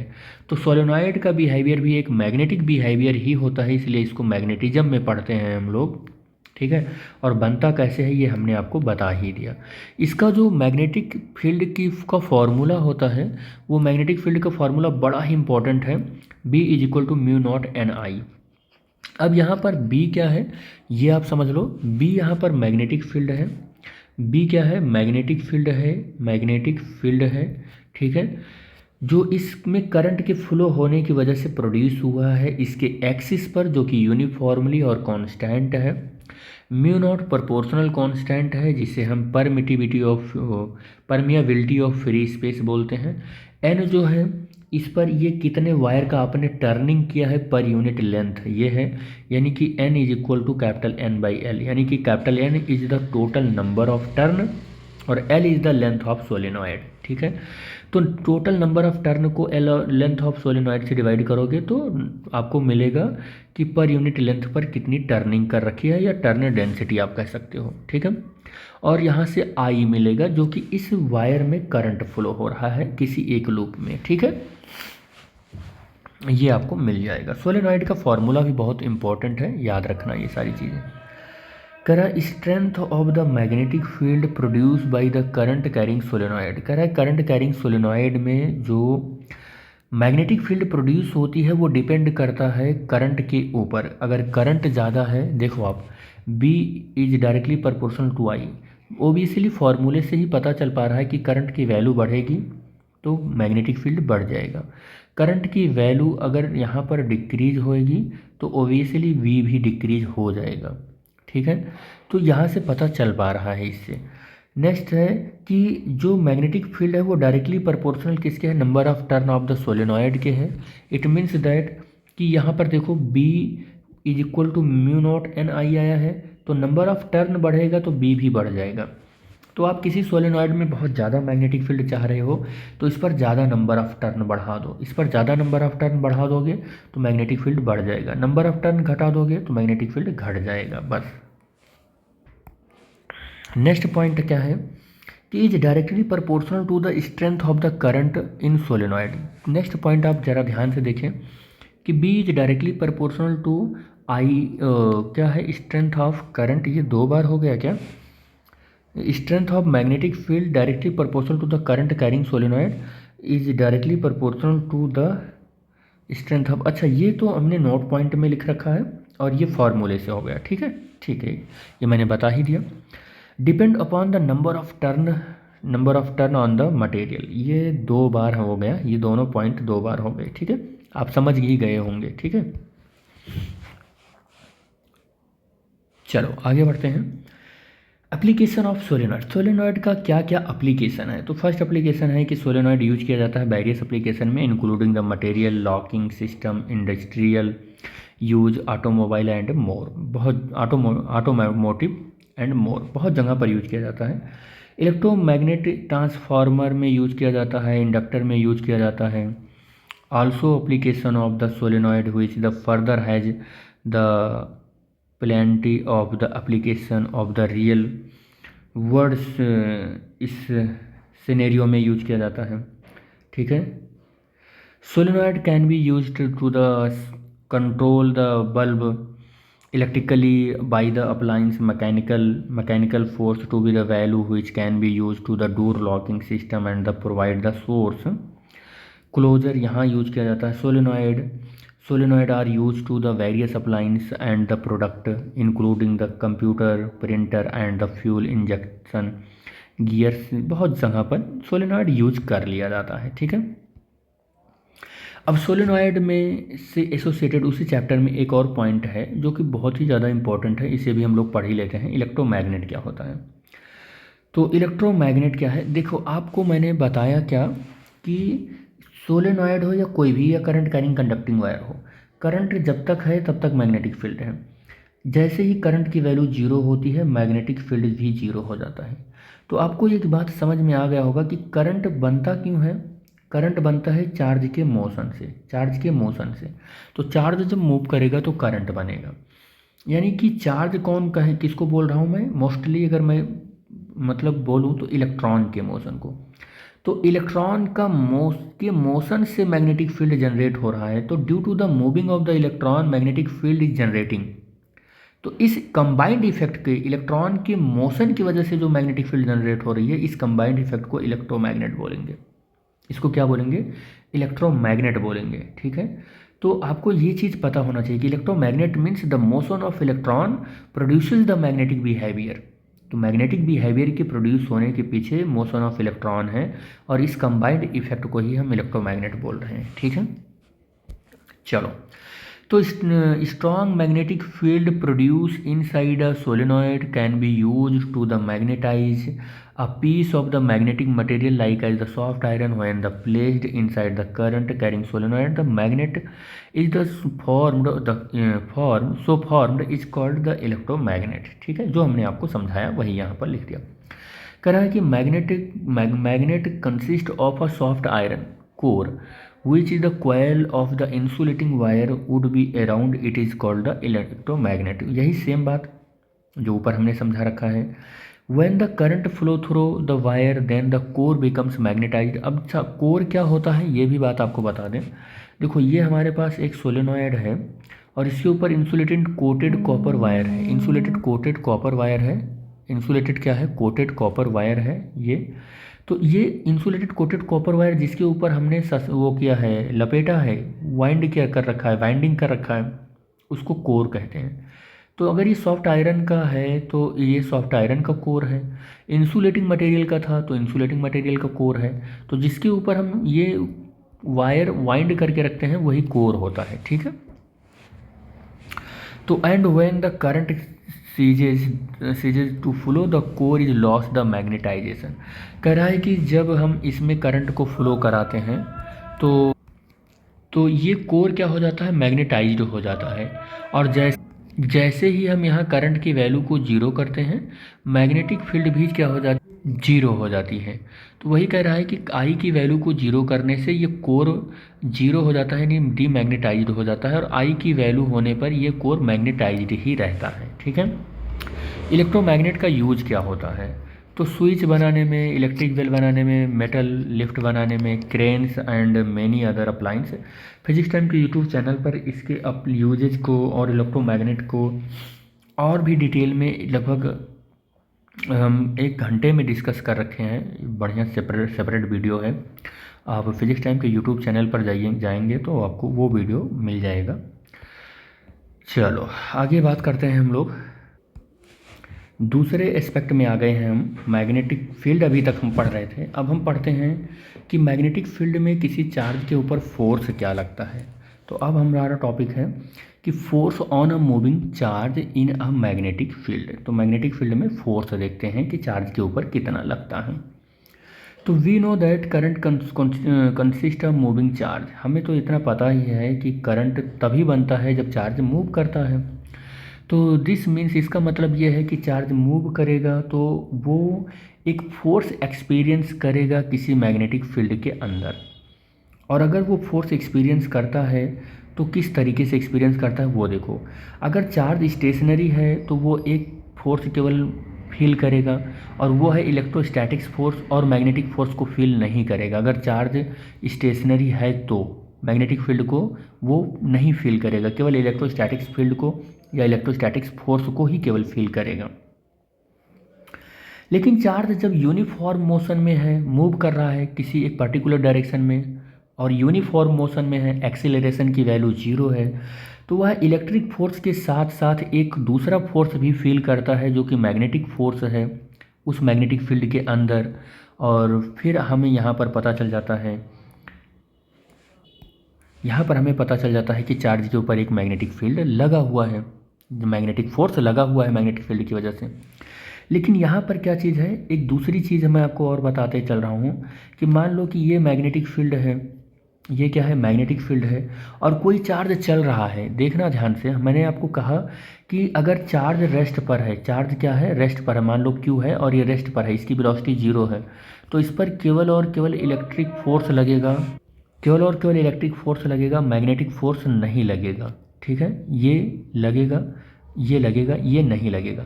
लेकिन अगर कोई चार्ज ऐसे चल रहा है और किसी वेलोसिटी से चल रहा है, 0 है, नहीं है उसकी वेलोसिटी और एक्सीलरेशन 0 है, तो इस पर इलेक्ट्रिक फोर्स भी लगेगा और मैग्नेटिक फोर्स भी लगेगा, हमने ये कहा आपसे। तो लेकिन अगर ये चार्ज चल तो रहा है, लेकिन ये किसी पर्टिकुलर डायरेक्शन में चलने लगे, जैसे कि मैं ये कहूँ कि अगर ये मैग्नेटिक फील्ड है और मैग्नेटिक फील्ड के ही डायरेक्शन में ऐसे ये चलने लगा, तो इस पर मैग्नेट चल तो रहा है, अभी भी ये कंडीशन को फॉलो कर रहा है, इस कंडीशन को, लेकिन ये मैग्नेटिक फील्ड की डायरेक्शन में चल रहा है, तो अब भी इसके ऊपर मैग्नेटिक फोर्स 0 रहेगा, जबकि इलेक्ट्रिक फोर्स 0 नहीं रहेगा। ठीक है, अब भी मैग्नेटिक फील्ड 0 है। अगर ये मैग्नेटिक फील्ड ऐसे है और इसके अपोजिट चलने लगा, ये चार्ज इस डायरेक्शन में चलने लगा, तो अब भी मैग्नेटिक फील्ड फोर्स इस पर 0 रहेगा और इलेक्ट्रिक फील्ड अभी भी 0 नहीं रहेगा। चार्ज से एसोसिएटेड इलेक्ट्रिक फोर्स होता है ना, तो इलेक्ट्रिक फोर्स तो 0 नहीं होगा। तो एक चीज़ कंक्लूजन क्या आया समझ में, कि जब कभी भी इलेक्ट्रिक चार्ज मैग्नेटिक फील्ड की डायरेक्शन में या मैग्नेटिक फील्ड से अपोजिट डायरेक्शन में चलता है, तब भी उस पर कोई मैग्नेटिक फोर्स नहीं लगता है। यही बात हमने यहाँ पर लिख रखी है कि जब कभी भी चार्ज हमारा मैग्नेटिक फील्ड की डायरेक्शन में या मैग्नेटिक फील्ड के अपोजिट डायरेक्शन में चलेगा, तो उस पर कोई भी फोर्स नहीं लगेगा।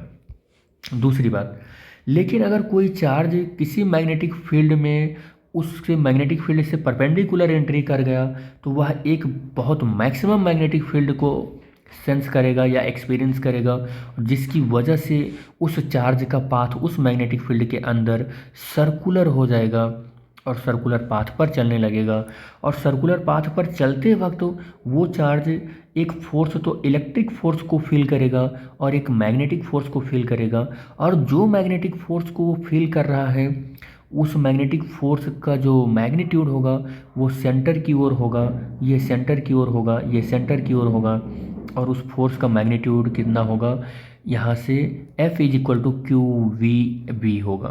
क्यू वो चार्ज है जो इस मैग्नेटिक फील्ड में सर्कुलर पाथ पर चल रहा है, वी उस चार्ज की वेलोसिटी है, और बी इस चार्ज जिस मैग्नेटिक फील्ड के अंदर चल रहा है वो मैग्नेटिक फील्ड है। लेकिन ये सर्कुलर पाथ पर चल रहा है, इसलिए हम देखेंगे कि velocity of the charge and magnetic force of the charge के बीच में 90 डिग्री का एंगल है, 90 डिग्री का ये एंगल है, और इस 90 एंगल की वजह से जो मैग्नेटिक फोर्स और वेलोसिटी के बीच का एंगल है वो 90 डिग्री है, तो साइन थीटा की जो वैल्यू होगी, ये क्योंकि F is equal to Q v v sine theta होता है ना, तो साइन थीटा की वैल्यू 90 रखेंगे तो ये वैल्यू 1 हो जाएगा और F is equal to Q we B आ जाएगा। अच्छा, एक चीज़ और बताते हैं, वेलोसिटी ऑफ द चार्ज जो है वो मैग्नेटिक फील्ड से भी 90 डिग्री पर है और फोर्स भी मैग्नेटिक फील्ड से 90 डिग्री पर है। इसलिए हम कह सकते हैं कि वेलोसिटी, फोर्स और मैग्नेटिक फील्ड इस वाले स्पेशल केस में सब एक दूसरे से 90 डिग्री पर होते हैं। दैट्स वाई जो F की वैल्यू है वो क्यू वी बी हो जाता है, साइन थीटा 90 डिग्री में 1 वैल्यू हो जाती है। तो F max is equal to Q we B. ये मैक्स फोर्स मैं इसीलिए लिख रहा हूँ क्योंकि साइन 90 की ही वैल्यू मैक्सिमम दे सकता है। आप 0, 1, 30, 45, 60 इन सब पर जाएंगे तो साइन थीटा की वैल्यू डिक्रीज होगी, 90 पर मैक्सिमम वैल्यू मिलती है। ठीक है, this force is also known as Lorentz magnetic force. इसी फोर्स को हम लॉरेंज मैग्नेटिक फोर्स कहते हैं। तो अगर कोई पार्टिकल किसी मैग्नेटिक फील्ड में मूव कर रहा है तो उस पर जो फोर्स लग रहा है उस फोर्स के डायरेक्शन को बताने के लिए एक रूल आया जिसे हम फ्लेमिंग लेफ्ट हैंड रूल कहते हैं। तो किसी मैग्नेटिक फील्ड के अंदर कोई चार्ज मूव कर रहा है तो उस चार्ज, मूविंग चार्ज के ऊपर फोर्स किस डायरेक्शन में लग रहा है, इस डायरेक्शन को बताने के लिए जो लॉ आया उसे फ्लेमिंग लेफ्ट हैंड रूल कहते हैं। ये रूल क्या कहता है कि अपने लेफ्ट हैंड के थंब को और इंडेक्स फिंगर को और मिडिल फिंगर को इस तरीके से स्ट्रेच करो कि वो सब एक दूसरे से 90 डिग्री पर हों। तो वहाँ पर जो आपका मिडिल फिंगर है, ये वाली जो फिंगर है इंडेक्स फिंगर जो है और जो ये थंब है वो क्या इंडिकेट करने वाले हैं। जो आपकी मिडिल फिंगर है वो डायरेक्शन ऑफ करंट या direction of velocity of charge बताएगा। जो आपका इंडेक्स फिंगर है वो मैग्नेटिक फील्ड को बताएगा, इसी को फोर फिंगर भी कहते हैं, वो मैग्नेटिक फील्ड को बताएगा। और आपका जो थंब है वो डायरेक्शन ऑफ फोर्स को बताएगा। तो अगर मैं कहूँ कि मेरे पास कोई एक चार्ज है और वो चार्ज की वेलोसिटी यहाँ पर v इस डायरेक्शन में है, और मैग्नेटिक फील्ड ये देखो, ये जो डॉट है ना, इस डॉट से आप ये समझ लेना कि आउटवर्ड मैग्नेटिक फील्ड है। कैसा है ये? आउटवर्ड मैग्नेटिक फील्ड है, ठीक है, आउटवर्ड मैग्नेटिक फील्ड है। और कहीं पर अगर ऐसे क्रॉस बना रहे तो समझ जाना इनवर्ड मैग्नेटिक फील्ड है। क्या है वो? इनवर्ड मैग्नेटिक फील्ड है, ठीक है। तो यहाँ पर आउटवर्ड मैग्नेटिक फील्ड है, यानी मैग्नेटिक फील्ड ऐसे बाहर की ओर निकल रही है, बाहर की ओर, स्क्रीन से बाहर की ओर, आपके फ़ोन, मोबाइल के फ़ोन से ये बाहर की ओर निकल रही है, और ये चार्ज इस डायरेक्शन में ऐसे चल रहा है। तो इस पर जो फोर्स लगने वाला है वो फोर्स कैसे लगेगा, वो फोर्स इस पर कैसे लगेगा, ये तो हमें ये डायरेक्शन, ये मिडिल फिंगर स्क्रीन के बाहर और वेलोसिटी या डायरेक्शन ऑफ चार्ज ये इस डायरेक्शन में है, तो इस पर फोर्स इस डायरेक्शन में लगेगा, फोर्स इस डायरेक्शन में ऐसे लगेगा। अगर मैं कहूँ चार्ज इधर आ रहा है तो इस पर फोर्स फिर इधर लगेगा। अगर मैं कहूँ चार्ज इधर आ रहा है v वेलोसिटी से तो इस पर फोर्स ऐसे लगेगा। अगर मैं कहूँ चार्ज इधर आ रहा है तो इस पर फोर्स कुछ इधर लगेगा। तो आपने देखा कि ऐसे अगर फोर्स लग रहा हो कंटिन्यूसली उस चार्ज के ऊपर तो धीरे धीरे ये सर्कुलर पाथ को फॉलो कर लेगा, और इसी सर्कुलर पाथ पर चार्ज ऐसे चलना स्टार्ट कर देगा, ठीक है। ड्यू टू द परपेंडिकुलर कह सकते हैं कि एंट्री, परपेंडिकुलर एंट्री पर चार्ज ऐसे ही सर्कुलर पाथ पर चलने लगता है, ठीक है। हम इसके जस्ट अपोजिट भी समझ सकते हैं कि हम यहाँ पर कोई चार्ज ऐसे क्रॉस ले लिए, चार्ज कैसे ले लिए, क्रॉस ले लिए, और फिर हमारा चार्ज ऐसे चल रहा है v वेलोसिटी से, तो हम देखेंगे कि इस पर ऐसे फोर्स लगेगा। v वेलोसिटी से अगर इधर चल रहा हो तो फोर्स ऐसे लगेगा, v वेलोसिटी से इधर चल रहा हो तो फोर्स इधर लगेगा, v वेलोसिटी से इधर चल रहा हो तो फोर्स इधर लगेगा। यानी कि अब हमारा anti clockwise motion of charge हो जाएगा, इस डायरेक्शन में हो जाएगा, ठीक है। इनवर्ड मैग्नेटिक फील्ड लिया तो एंटी क्लॉकवाइज, और आउटवर्ड मैग्नेटिक फील्ड लिया तो क्लॉकवाइज, हमारा चार्ज सर्कुलर पाथ पर चलना स्टार्ट कर दिया।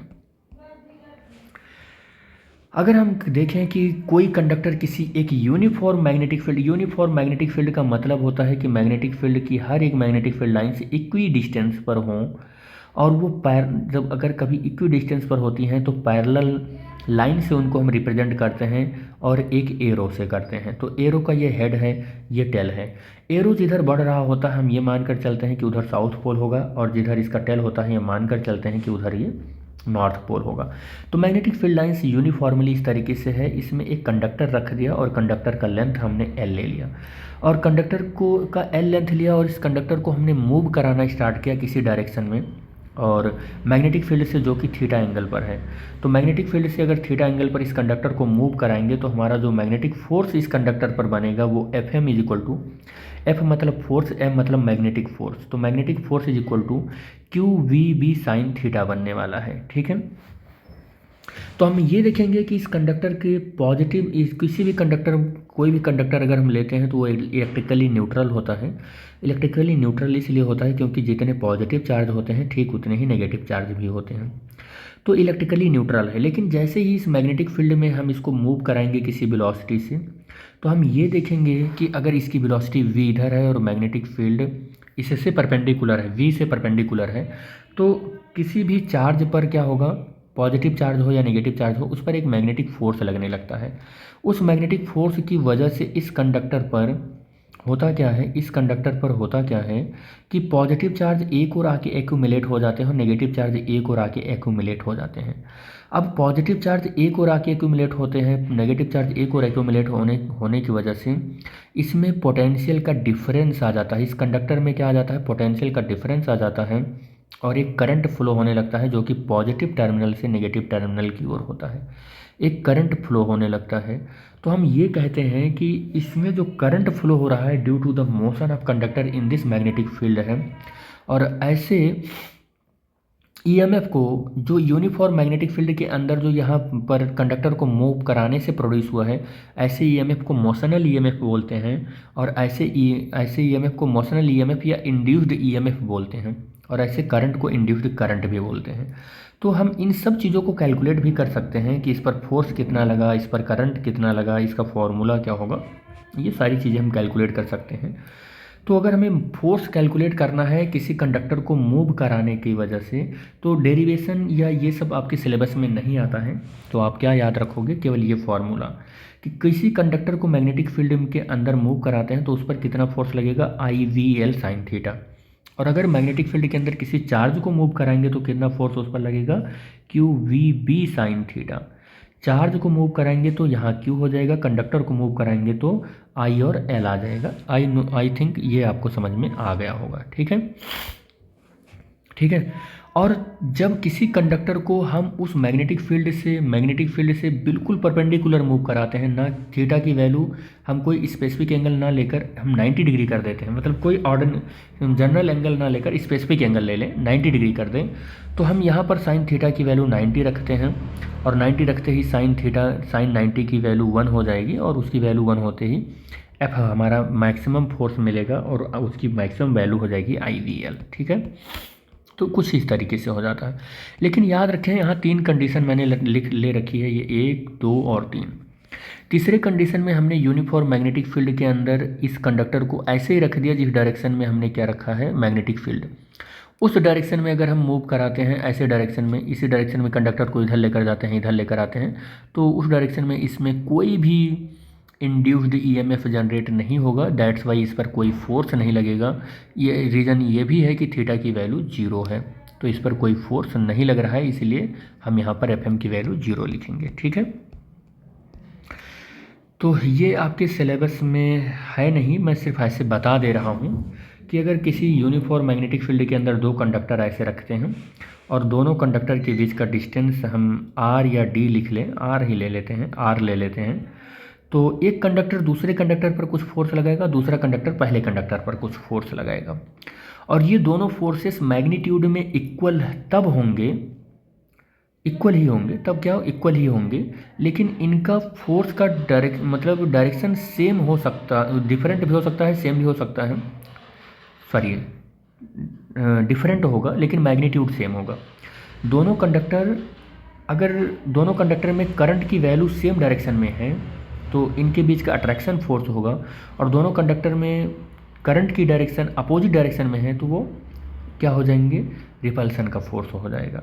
हम फिर से आपको बता दें कि अगर 2 कंडक्टर ऐसे रखते हैं किसी मैग्नेटिक फील्ड में, या हम कह दें कि ये कंडक्टर इसकी मैग्नेटिक फील्ड में है क्योंकि इसमें करंट है तो ये चारों ओर मैग्नेटिक फील्ड जनरेट करेगा, और इसमें करंट है तो ये भी चारों ओर मैग्नेटिक फील्ड जनरेट करेगा। तो ये कंडक्टर एक दूसरे के मैग्नेटिक फील्ड में होते हैं तो एक दूसरे पर कुछ फोर्स लगाते हैं। ये फोर्स मैग्नीट्यूड में इक्वल होते हैं बट डायरेक्शन में अपोजिट होते हैं। लेकिन ये दोनों फोर्सेस एक दूसरे को अट्रैक्ट करेंगे, मतलब दोनों कंडक्टर एक दूसरे को अट्रैक्ट करेंगे कब, जब इनमें करंट की डायरेक्शन सेम होगी। लेकिन ये दोनों कंडक्टर एक दूसरे को रिपेल करेंगे कब, जब इन दोनों में करंट की डायरेक्शन अपोजिट होगी। ठीक है, ये इन फोर्सेस की वैल्यू क्या होगी, तो ये होगा कंडक्टर के थ्रू लगने वाला फोर्स, ये कंडक्टर के थ्रू लगने वाला फोर्स पर यूनिट लेंथ, ये प्रोपोर्शनल कांस्टेंट आता है μ0/2π। फर्स्ट कंडक्टर में करंट, सेकंड कंडक्टर में करंट और दोनों कंडक्टर के बीच का डिस्टेंस। ये आपके सिलेबस में नहीं है इसलिए इस पर हम ज़्यादा स्ट्रेस नहीं दे रहे हैं। ठीक है, हाँ 1 एम्पियर की डेफिनेशन आपके सिलेबस में है कि 1 एम्पियर की डेफिनेशन कैसे देते हैं। तो 1 एम्पियर की डेफिनेशन एक देते हैं तो हम क्या बोलते हैं कि 1 एम्पियर एक ऐसी करंट है जो किसी 2 करंट कैरिंग कंडक्टिंग वायर को पैरेलली जो कि रखते हैं, जो कि इनफाइनाइट लेंथ के हैं और उनका क्रॉस सेक्शन वायर नेग्लेजिबल है, मतलब एरिया इनका नेग्लेजिबल है, क्रॉस सेक्शन एरिया। तो हम एक देखते हैं, ये क्या देखते हैं कि उन दोनों वायर को 1 मीटर के डिस्टेंस पर वैक्यूम में रखते हैं तो वो दोनों वायर एक दूसरे पर फोर्स लगाते हैं और वो फोर्स की वैल्यू अगर 2 × 10⁻⁻7 न्यूटन है तो हम ये कह देंगे कि उनमें फ्लो होने वाला जो करंट है वो 1 एम्पियर है। ठीक है, तो हम ऐसा कह सकते हैं कि 1 एम्पियर की करंट तब होती है किसी straight current carrying long infinite wire में, जब वो दोनों वायर एक दूसरे के ऊपर इतना न्यूटन का फोर्स और 1 मीटर की लेंथ पर रखे हुए होते हैं या 1 मीटर की डिस्टेंस पर रखे हुए होते हैं। इलेक्ट्रिक मोटर आपकी सिलेबस से कट गया है, फिर भी मैंने फिजिक्स टाइम के यूट्यूब चैनल पर इसका सेपरेट एक वीडियो लेक्चर बनाकर अपलोड कर दिया है, आप विजिट करके देख सकते हैं। इलेक्ट्रोमैग्नेटिक चैप्टर में है ये। तो मैं ये जो है ना, ये इसका PDF आप चाहो तो आप स्क्रीन को पॉज करके नोट भी कर सकते हो, मैंने इसका सेपरेट लेक्चर बना भी दिया है, ठीक है। तो मैं यहाँ नहीं करवा रहा हूँ क्योंकि आपके सिलेबस से भी ये कट चुका है। तो अगर आपको देखना है तो आप सेपरेट लेक्चर में जाकर देख सकते हैं, ठीक है, इस तरीके से। तो आप इसको नोट करना चाहें तो नोट कर सकते हैं, इसलिए मैं इसको स्क्रॉल तो कर रहा हूँ लेकिन बहुत स्लो कर रहा हूँ। स्क्रीन को पॉज करके आप नोट भी कर सकते हैं, और डिटेल वीडियो लेक्चर आप फिजिक्स टाइम के यूट्यूब चैनल पर आपको मिल ही जाएगा, ठीक है। चलो, तो way to increase the rotation of coil. चलो, ये तो हमारा अभी वही चल रहा है, मोटर, इलेक्ट्रिक मोटर ही चल रहा है, यूजेज हो रहे हैं। नेक्स्ट टॉपिक हमारा है, क्या है नेक्स्ट टॉपिक? Electromagnetic induction. क्या होता है इलेक्ट्रोमैग्नेटिक इंडक्शन, वो हम बताते हैं आपको। इंडक्शन, सबसे पहले देखो इंडक्शन क्या होता है। जैसे होता क्या है कि जनरली आपने सुना होगा कि आपके मम्मी पापा या कोई ना कोई ये बोल ही देता है कि मेरा बच्चा बहुत अच्छा था, लेकिन जब से उसका साथ पकड़ा है तब से ये थोड़ा ख़राब हो गया। तो क्या है, जिसका साथ आपने पकड़ा, क्या उसने आपको ख़राब कर दिया? उसने नहीं ख़राब किया, उसकी साथ रह करना धीरे धीरे उसकी आदतों को आपने अडॉप्ट कर लिया, इससे आप ख़राब हो गए। तो आपने उसकी आदतों को अडॉप्ट किया, ये क्या है, ये आप उसकी आदतों ने आपको क्या किया, इंड्यूस्ड किया, उसकी आदतों ने आपको इंड्यूस किया। ये क्या है, एक इंडक्शन है, यही तो इंडक्शन है। जैसे मैग्नेट के साथ अगर हम किसी आयरन के पीस को चिपका कर रख दें 1 दिन 2 दिन 4 दिन 10 दिन, तो हम देखते हैं कि बाद में आयरन के पीस को मैग्नेट से सेपरेट कर देते हैं, फिर भी आयरन का पीस अब क्या करता है कि धीरे धीरे आयरन के पीसों को अट्रैक्ट करने लगता है कुछ टाइम के लिए। तो आयरन का पीस मैग्नेट के साथ रहते रहते क्या हुआ, मैग्नेटाइज्ड हो गया, मैग्नेटिक प्रॉपर्टी अपना एक्वायर कर लिया। तो आयरन के अंदर क्या हुआ, इंडक्शन आ गया, मैग्नेटिक बिहेवियर इंड्यूस्ड हो गया। वही होता है इंडक्शन, समझ गए होंगे आई थिंक आप।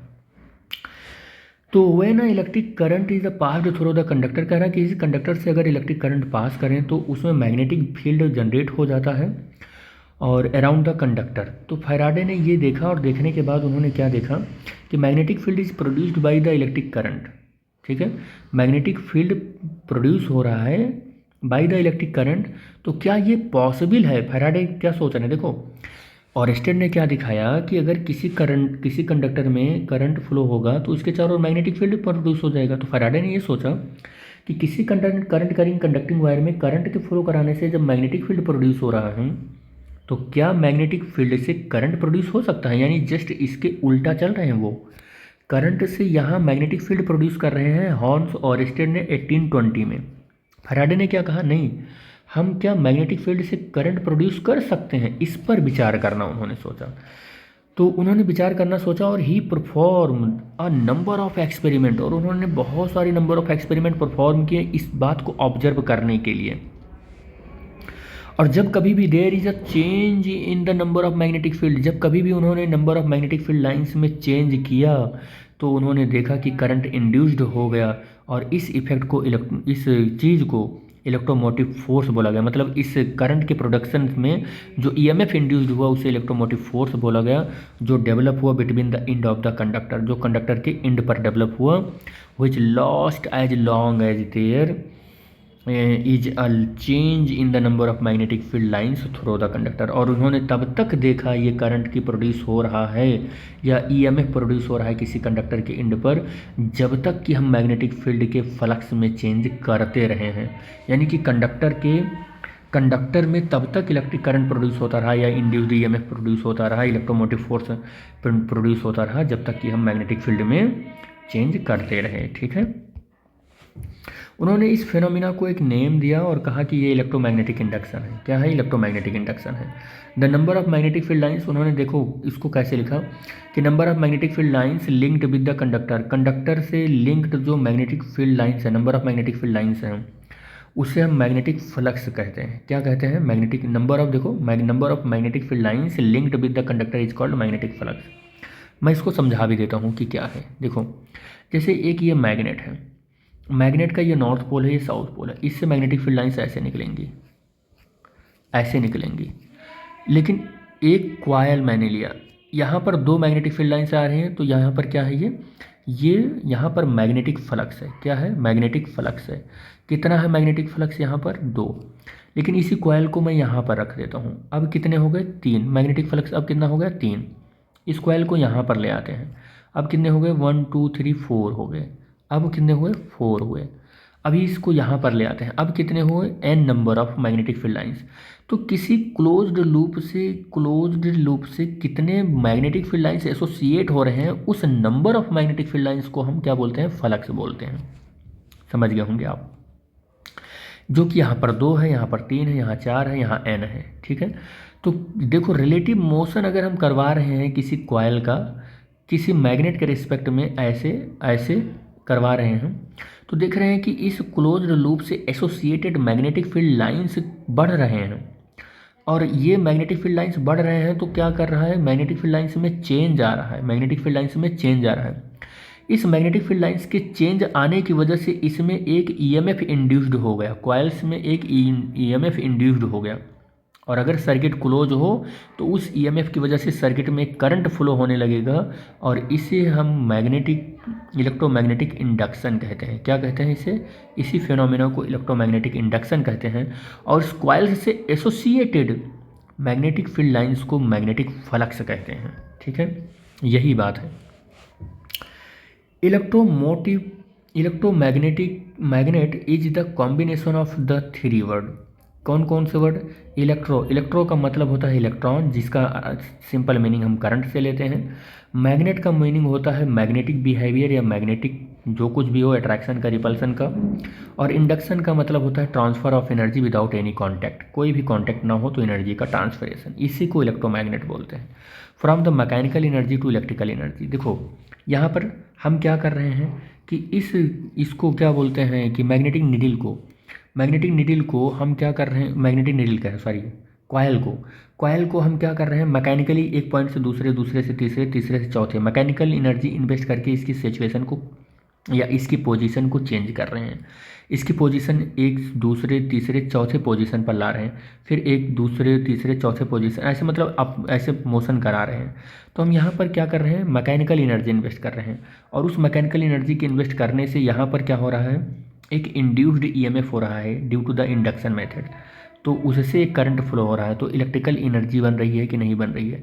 तो due to the mechanical energy, यहाँ पर मैकेनिकल एनर्जी की वजह से इलेक्ट्रिकल एनर्जी बन रही है। ये कह सकते हैं कि मैकेनिकल एनर्जी कन्वर्ट हो रही है इलेक्ट्रिकल एनर्जी में। ठीक है।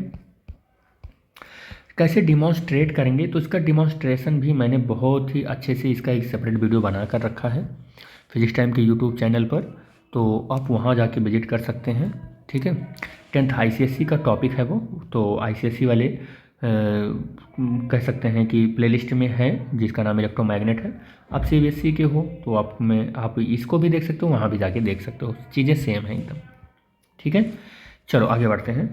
तो डिमॉन्स्ट्रेशन कैसे करना है? तो डिमॉन्स्ट्रेट करने के लिए हमने क्या किया कि हमने क्या किया है कि सोलेनॉइड लिया है, और इस सोलेनॉइड से होते हुए हमने एक वायर यहाँ पर लाई, एक वायर यहाँ पर लाए, और एक गैल्वेनोमीटर कनेक्ट कर दिया। क्या कनेक्ट कर दिया? गैल्वेनोमीटर कनेक्ट कर दिया। ठीक है, गैल्वेनोमीटर कनेक्ट कर दिया। और इस गैल्वेनोमीटर यहाँ पर हमने एक बार मैग्नेट रखा। बार मैग्नेट में कोई रिलेटिव मोशन नहीं करवा रहे हैं इसको सोलेनॉइड के रिस्पेक्ट में। इसकी वेलोसिटी हमने 0 रखी है।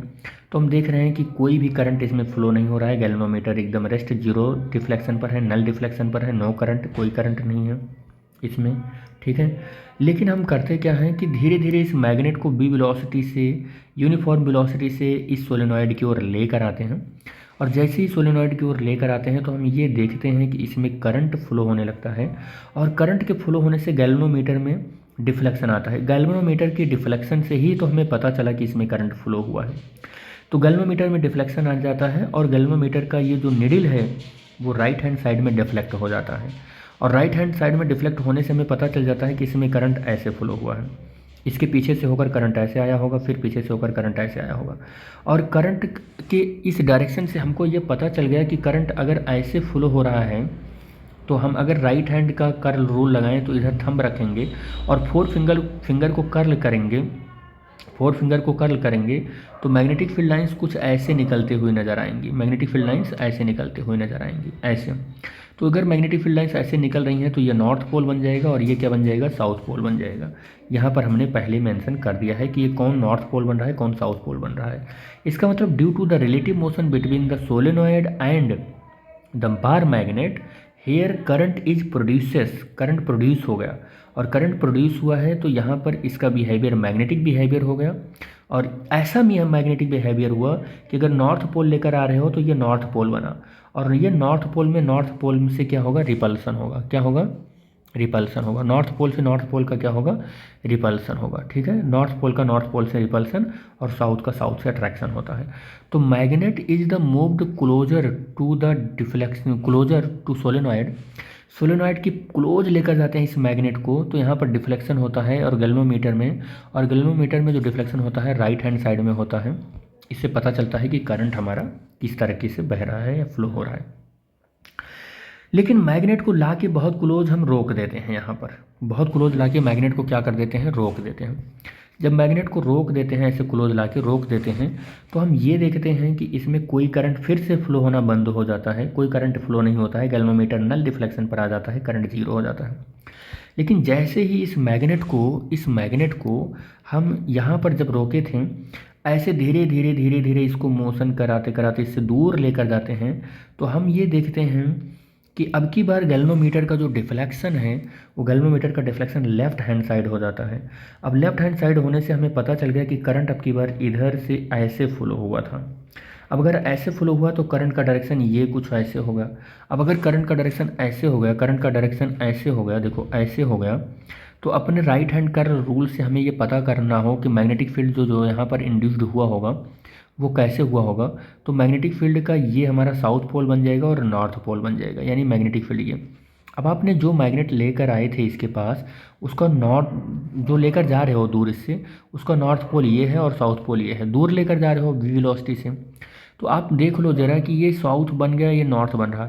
जब आप दूर लेकर जा रहे हो तो ये अट्रैक्ट कर रहा है, और जब इससे पहले आपने देखा था कि जब आप पास लेकर आ रहे थे तो ये नॉर्थ बन गया था और ये नॉर्थ था ही, तो ये इसको रिपेल कर रहा था। इसका मतलब ये जो करंट यहाँ पर इंड्यूस्ड हो रही है इस प्रोसेस में मैग्नेट के रिलेटिव मोशन की वजह से, ये जब पास आ रहा है तो नॉर्थ बन रहा है, दूर जा रहा है तो साउथ बन रहा है। यानी कि आप जो कर रहे हो एक्सटर्नल वर्क, उसके अगेंस्ट ही ये काम कर रहा है।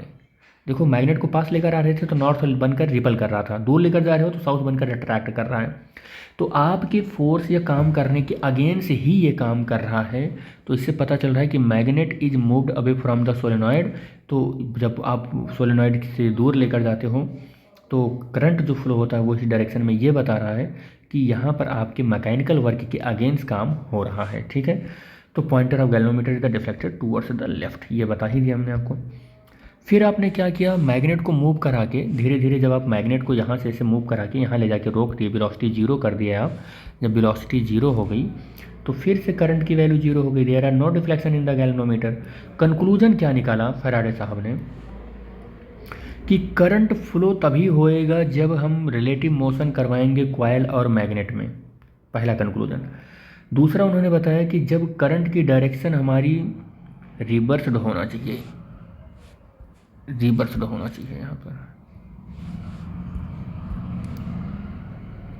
रिवर्स कर देते हैं, करंट की डायरेक्शन हमारी रिवर्स हो जाती है। कब, जब हम डायरेक्शन ऑफ रिलेटिव मोशन, जब हम क्या करते हैं, रिलेटिव मोशन कहाँ गया है, रिलेटिव मोशन जब हम क्या करते हैं मैग्नेट का चेंज कर देते हैं तो करंट की डायरेक्शन भी हमारी रिवर्स हो जाती है, यानी पोलैरिटी हमारी चेंज हो जाती है। देखो जो अभी तक साउथ है ना, इससे पहले क्या था, वो नॉर्थ था, ये इससे पहले नॉर्थ था। तो पोलैरिटी भी मैग्नेट का क्या हो जाता है, चेंज हो जाता है करंट, मैग्नेट के मोशन का डायरेक्शन चेंज करने से। कह रहा है कि current in the coil is increase, current coil का इंक्रीज कर हो जाता है जब हम उस मैग्नेट को बहुत रैपिड चलाते हैं। यहाँ पर देखो मैग्नेट को बहुत रैपिडली आप ऐसे चलाना शुरू कर दो, यहाँ करंट की वैल्यू इंक्रीज हो जाएगी। पावरफुल मैग्नेट ला के रख दो, अब चलाओ और करंट की वैल्यू इंक्रीज हो जाएगी। स्लो चलाओ, करंट की वैल्यू स्लो हो जाएगी। तो यही यहाँ पर बता रहा है।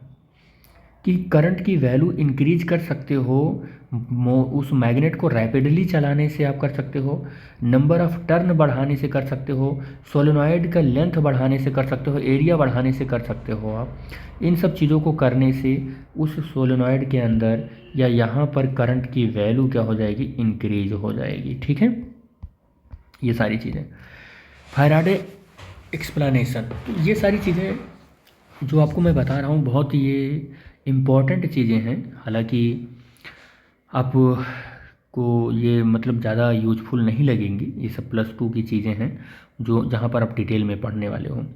फैराडे का एक्सप्लेनेशन क्या है, जो अभी थोड़ी देर पहले मैंने बताया था कि एक मैग्नेट होगा, तो मैग्नेट का नॉर्थ और ये साउथ पोल है, नॉर्थ पोल से मैग्नेटिक फील्ड लाइन्स ऐसे निकलेंगी, और जब हम किसी कॉइल को क्या करेंगे, किसी कॉइल को हम लेंगे, ये मान लो ये कॉइल है, इस कॉइल को यहाँ लेकर आता हूँ, तो कोई मैग्नेटिक फील्ड लाइन से एसोसिएटेड नहीं है इस कॉइल से, तो कोई ईएमएफ इसमें जनरेट नहीं होगा, कोई करंट फ्लो नहीं होगा। लेकिन धीरे धीरे हम इसके रिलेटिव मोशन को बढ़ाएंगे तो एसोसिएटेड जो ईएमएफ है वो इलेक्ट्रिक फील्ड लाइन, वो मैग्नेटिक फील्ड लाइन्स जो है इस कॉइल से बढ़ेंगी और बढ़ते बढ़ते बढ़ते बढ़ते इसमें क्या होगा, मैग्नेटिक फ्लक्स चेंज होगा कॉइल से एसोसिएटेड, और फ्लक्स के चेंज होने से इलेक्ट्रिक करंट इसमें जनरेट हो जाएगा। यही है फैराडे का एक्सपेरिमेंट। ठीक है, यही बात है फैराडे एक्सपेरिमेंट। चलो, तो magnetic flux is the magnetic field lines source linked with the coil, ये तो आपको बता ही दिया है। इससे कंक्लूजन क्या निकलता है, इस एक्सपेरिमेंट से कंक्लूजन क्या निकलता है कि when there is no relative motion, कोई अगर रिलेटिव मोशन ना करें कॉइल में और मैग्नेट में, तो कोई भी फ्लक्स लिंक्ड नहीं होगा कॉइल से, और कोई भी ईएमएफ जनरेट नहीं होएगा, और कोई करंट भी नहीं फ्लो होएगा। ये पहला रिजल्ट आया। लेकिन रिलेटिव मोशन अगर हो रहा है कॉइल और मैग्नेट के बीच में, तो कॉइल से एसोसिएटेड फ्लक्स जो है लिंक्ड होगा, तो उसमें एक ईएमएफ जनरेट होगा, और ईएमएफ की वजह से उसमें एक करंट भी जनरेट हो जाएगा। इस एक्सपेरिमेंट का एक रिजल्ट आया जो कि फैराडे एक्सप्लेनेशन है। इस एक्सप्लेनेशन में जो है नेक्स्ट क्या है कि फेनोमेना, रिजल्ट क्या निकल कर आया, phenomena in which N EMF, उस ईएमएफ का आप रिजल्ट क्या बताओगे कि phenomena in which and the EMF is the induced in the coil में जो इंड्यूस्ड ईएमएफ का प्रोड्यूस हुआ है उसकी फेनोमेना, उसकी घटना को हम क्या बोलेंगे, if there is the change in the magnetic flux linked with the coil, hence the mechanical energy convert into the electrical energy. यही तो हो रहा है ना, एग्जैक्टली तो यही हो रहा है कि हम इस कॉइल को इस मैग्नेटिक फील्ड के अंदर मूव करा रहे हैं, तो मैकेनिकल वर्क कर रहे हैं, और वही मैकेनिकल वर्क इलेक्ट्रिकल एनर्जी में क्या हो रही है, कन्वर्ट हो रही है। क्योंकि हम चलाना बंद कर देते हैं इस कॉइल्स को, तो इसमें इंड्यूस्ड ईएमएफ या करंट बंद हो जाता है। चलाना शुरू करते हैं तो इंड्यूस्ड ईएमएफ या करंट स्टार्ट हो जाता है इसमें। ठीक है, तो यही बात हो गई। Faraday law of electromagnetic induction. Faraday law क्या है इलेक्ट्रोमैग्नेटिक इंडक्शन का, कि जब कभी भी there is a change in the magnetic flux linked with the coil and the EMF induced, the EMF lost as so long as the change in the magnetic flux linked with the coil. ये मैं पहले भी बता चुका हूँ कि जितना देर तक हम चेंज करते रहेंगे कॉइल से एसोसिएटेड मैग्नेटिक फ्लक्स चेंज होता रहेगा और उसमें इलेक्ट्रिक करंट बनता रहेगा। चेंज बंद कर देंगे इलेक्ट्रिक फ्लक्स का कॉइल से एसोसिएटेड, तो करंट भी बंद हो जाएगा। The magnitude of the EMF induced in the directly proportional, जो इंड्यूस्ड ईएमएफ का मैग्नीट्यूड है वो डायरेक्टली प्रोपोर्शनल किसके होता है, magnetic flux linked with the coil के। ठीक है, if the rate of the change of the flux, कह रहा है कि फ्लक्स का चेंज का रेट जो है यानी कि d∅/dt, ये किसके बराबर होता है, वो उसमें प्रोड्यूस होने वाले ईएमएफ के बराबर होता है। यही कहने का मतलब है, यानी कि फैराडे लॉ से ये आपका मैथमेटिकल एक्सप्रेशन आ जाएगा। ठीक है, ये आ जाएगा। Factor affecting the magnitude of the induced EMF, induced EMF का जो यहाँ पर प्रोड्यूस हुआ है इस प्रोसेस में इंड्यूस्ड हुआ है ईएमएफ, वो किन किन बातों पर डिपेंड करता है। तो देखो किन बातों पर डिपेंड करता है, उसके लिए हमारा सबसे ज़्यादा जो इम्पोर्टेंट चीज़ है वो क्या है कि rate of change of magnetic flux. पहला तो ये है, देखो जो अभी हमने थोड़ी देर पहले यहाँ पर ऐसे लिखा था। दूसरा नंबर ऑफ टर्न, देखो नंबर ऑफ टर्न के लिए मैं बता दूं कि ई जो होता है वो -n/d∅/dt होता है। एग्जैक्टली अगर लिखें तो यही फार्मूला होता है। तो इसके ऊपर भी डिपेंड कर रहा है, नंबर ऑफ टर्न के ऊपर भी डिपेंड कर रहा है। ठीक है, दोनों के ऊपर डिपेंड कर रहा है, ये यहाँ पर मैंने मेंशन कर दिया है। नेक्स्ट है direction of the induced EMF. Induced EMF का डायरेक्शन वही होता है, मैंने यहाँ पर बताया था आपको कि जिधर आप मैग्नेट को मूव करा रहे हो उसके अपोजिट ही बन रहा है, यानी कि इंड्यूस्ड ईएमएफ या इंड्यूस्ड करंट का डायरेक्शन ठीक वो होता है जो यहाँ पर होता है उसके अपोजिट होता है, हमेशा अपोजिट हो रहा है। तो डायरेक्शन कैसा होता है? अपोजिट होता है। तो डायरेक्शन ऑफ इंड्यूस्ड ईएमएफ या करंट डायरेक्शन जो होता है वो डिपेंड करता है कि आपका करंट या मैग्नेटिक फ्लक्स, देखो यहाँ पर मैग्नेटिक फ्लक्स में इंक्रीजमेंट या डिक्रीजमेंट किधर हो रहा है, या आप ऐसे कह लो कि जिधर आपका मोशन होता है उसके अपोजिट होता है। तो it can be obtained by an following rule. इसके डायरेक्शन को, इंड्यूस्ड ईएमएफ के डायरेक्शन को ऑब्टेंड कर सकते हो दो रूल से, एक लेंज का रूल और एक फ्लेमिंग का राइट हैंड रूल। ठीक है, तो लेंज का रूल क्या बताता है?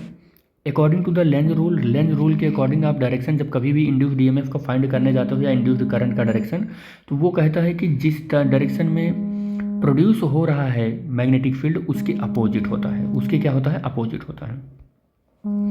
लेंज लॉ कहता है कि based on the law of conservation, जो ये प्रोडक्शन है ये एनर्जी कंजर्वेशन पर बेस्ड है। किसके ऊपर बेस्ड है? एनर्जी कंजर्वेशन के ऊपर बेस्ड है, और मैकेनिकल एनर्जी ट्रांसफ़र हो रही है इलेक्ट्रिकल एनर्जी में। ठीक है, और फ्लेमिंग राइट हैंड रूल क्या कहता है, अगर आप इंड्यूस्ड ईएमएफ की डायरेक्शन को पता करते हो तो वो कहता है कि अपने राइट हैंड के थंब को, फोर फिंगर को और मिडिल फिंगर को स्ट्रेच करो म्यूचुअली परपेंडिकुलर एक दूसरे से, और आप तब देखोगे कि जब आप परपेंडिकुलर स्ट्रेच करते हो तो आपका थंब जो होगा वो क्या बताएगा? आपका थंब देखो क्या बताएगा, यहाँ पर मैंने डायग्राम बना रखी है, डायग्राम में ही आपको मैं अच्छे से समझा दूंगा वो क्या बताने की कोशिश कर रहा है।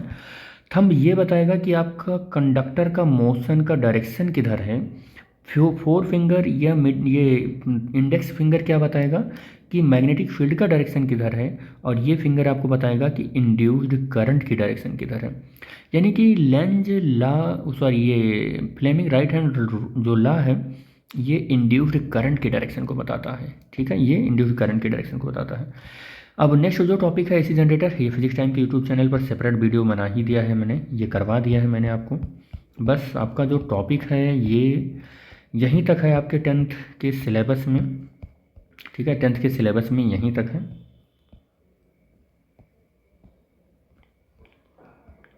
एक छोटा सा ये टॉपिक है precision in the use of electricity. तो अगर यूज ऑफ इलेक्ट्रिसिटी की आप अगर बात करते हो तो for the connection use of standard colour heavy the electricity appliance और द अर्थेड फ्यूज या should be connected in the live wire. ये सब तो आपको पता ही होगा कि फ्यूज को लाइव वायर में कनेक्ट करना चाहिए, स्विच को भी लाइव वायर में कनेक्ट करना चाहिए। For wiring good quality of insulation use करना चाहिए, मतलब अच्छे तार के इंसुलेटेड कोटेड वायर को यूज करना चाहिए। डोंट टच वेट हैंड, कभी गीले हाथों से वायर को या स्विच को, किसी इलेक्ट्रिकल अप्लायंस को नहीं छूना चाहिए। जब कभी भी इलेक्ट्रिकल अप्लायंस से रिलेटेड कोई भी काम करें, किसी फॉल्ट को आप रिमूव कर रहे हो तो ग्लव्स और शूज ज़रूर पहनें। Tie the wire the connection very tightly, किसी भी वायर के कनेक्शन को बहुत टाइटली आप बांधें। तो ये चैप्टर हमने करवा दिया अपने एंड से कि इसमें जो जो था। बाकी जो प्रॉब्लम है ये प्रॉब्लम मैं अब आपको एक एक जो आपके 10th स्टैंडर्ड पर प्रॉब्लम होते हैं उनको मैं आपको वीडियो लेक्चर प्रोवाइड करता रहूँगा। तो आई होप आपको ये सब समझ में आ रहा होगा। मैंने थोड़ा सा वीडियो आज शॉर्ट करने के चक्कर में थोड़ा सा जल्दी एक्सप्लेन किया है चीज़ों को, बट ऐसा नहीं है कि आपको समझ में नहीं आया होगा। तो thanks for watching the video, thank you बेटा।